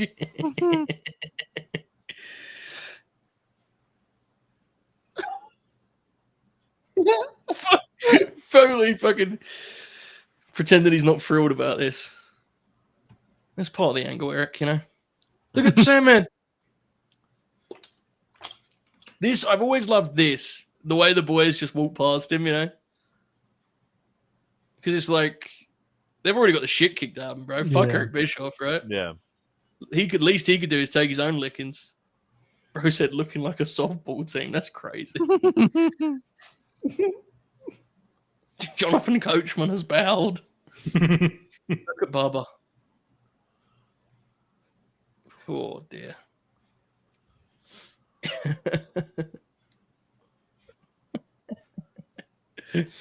Oh shit. Foley said, I ain't going down. Fucking look at that. Look at Foley's going down the stairs. He said, I ain't going down with Bish, but I ain't sharing them steps. Has Maven done a video about this show? What is? I don't think so. Oh, He's missing a trick, isn't he? He's still got something in his sleeve. So what's it like to work in the Hammerstein Ballroom? Does a little history lesson. The Hammerstein Ballroom was a very popular building. Prior to 9/11. Look at Meanie. Oh, Jesus. Here we go.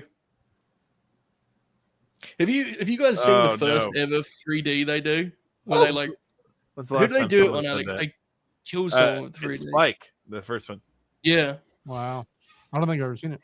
Oh, that's uncomfortable. Well, at least not from not top of mind. Steve Austin just asked Chris Benoit to kill this son of a bitch.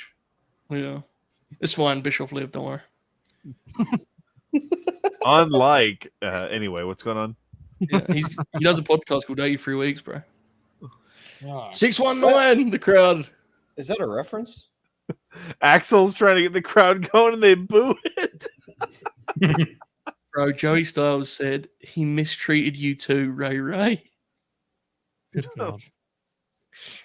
He tries so hard to make this embarrassing. Respect. Look at Swinger. Oh, yeah.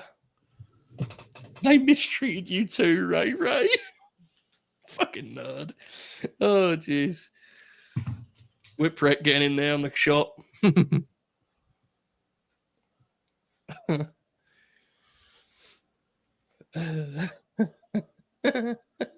Little callback here too, right? Bischoff is a great heel. Yes. He's a great heel. Oh, yeah. I wish he wouldn't think he's been a heel when he just does podcasts, but As a wrestling heel, he was great. Yeah. Great sport for sure. Right. Let's drink some goddamn beer. Have the vibes ever been better on a professional wrestling show? Never. Actually, never. Yeah. Let's drink some. Oh, what a great time. Ray with the hat on now? I Yes, don't remember Ray that with the part. hat is Oh, money. man.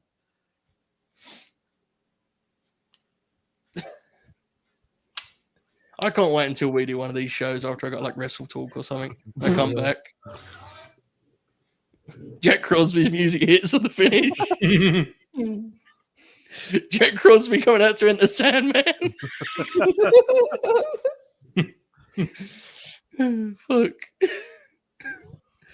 Man, why did they have to give the Dudleys this shift, man? They were just wrestled a minute ago. They're pouring blood. Bubba's blown up. Tremendous. What a night, boys. What a night. Unbelievable. Yep. What a great time that was. Awesome. Oh, my goodness. The Sandman. Sandman's just doing his thing, bro. Look at Meanie. Meanie's feasting. Oh, let's fucking go, dude. Yeah, Seamus got a good question. He said, I wonder how long people stayed. They must have kicked people out. I reckon, yeah, that's 100%, interesting. Yeah. Oh, my goodness. The vibes. All right, boys. As we're winding down here, final moments of One Night Stand. It's fair to say it holds up, huh? Absolutely. Fair to say. Oh, yeah. Novi, Every bit of it. your first viewing, mate. What did you make of that? That's fucking incredible, bro. The Oh, that's vibes. amazing. There's Oh. not. I struggle sometimes with how like obviously this. I don't want to get into this like big time, but this kind of aesthetic is just so fucking cool. Oh, Like, yeah, it's tough, mate. Yeah, ah, it's amazing. Look at that closing image. If it helps, people felt the same way in 2005 in terms of like, fuck, this is what we've been missing these last few years, you know? So, which is a big part of why this show worked. We should note that, to be fair. Mhm. Like, Rob Van Dam's promo kind of shines a light on that. A big part of why this show was so popular was because people had enough of Vince's WWE again. Yeah. So, you just gotta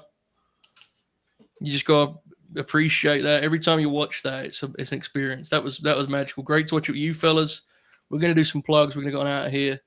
But what a great time on the late night Grin. Buster, big show on Monday, mate. Tell the people about it.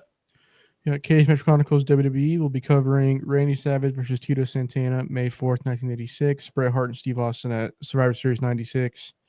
Kurt Angle versus Rey Mysterio on February 10th, 05. CM Punk versus John Cena on Raw, and Bianca Belair and Io Sky at Backlash 2023. Tremendous. Novi, big weekend for you, am I right? Big video comes out 10 a.m. Eastern. I guess today, technically. Hangman Page Experience. It's edited. It's been uploading for the last hour and a half, but it's fine. It's finally done. It's 41 minutes, so lock in. Is this your biggest video ever, fair to say? Lengthwise, I think it might be slightly under another one, but that's like in terms of quality, I feel like it could be. Well, tune in, folks. Should be a great one, and obviously that's a topic. It kind of feels overdue, to be honest, right? So definitely topical. Definitely, yeah. Bob, when is your video about Hangman Page dropping? You're gonna have to wait on that one, I think, but yeah.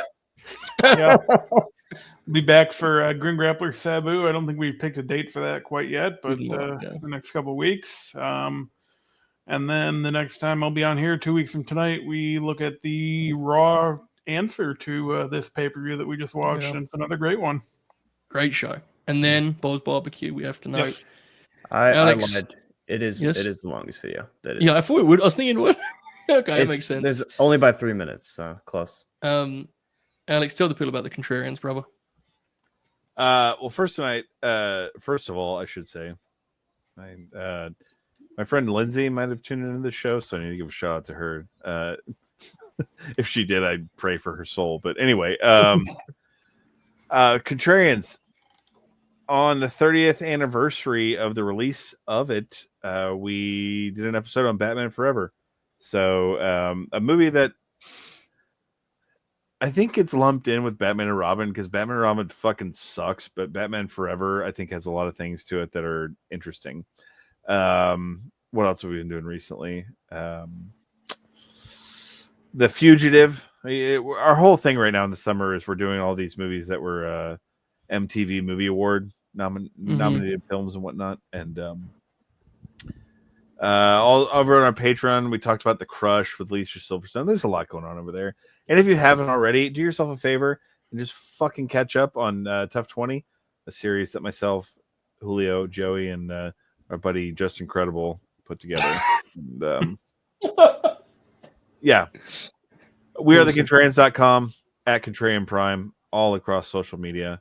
And yeah, as Bobby mentioned, stay tuned for Grin Grappler Sabu. There's a lot coming their way, but man, Joe, I just got to thank you. I know a few months ago you reached out to me about this was something penned in early, and it's a show that I have a extremely, as it kind of bled through here on the broadcast, a strong sentimental attachment for, and I actually had to delay my annual viewing of this show just so I could do it with y'all and, do it in real time. And so I really appreciate you having me on for this. Well, I appreciate you delaying the viewing, bro. It was a pleasure, as always. And the people always want you on the flagship and such. Oh, and also I fucking shoehorned in the Joe Necro thing, so I appreciate you doing that too.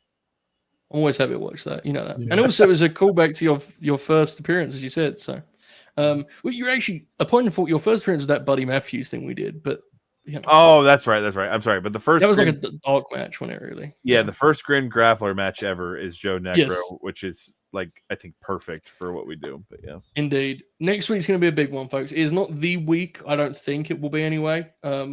We think that'll be a couple weeks away still, but next week will be big. Wednesday is going to be the flagship, and then there'll be something else next week.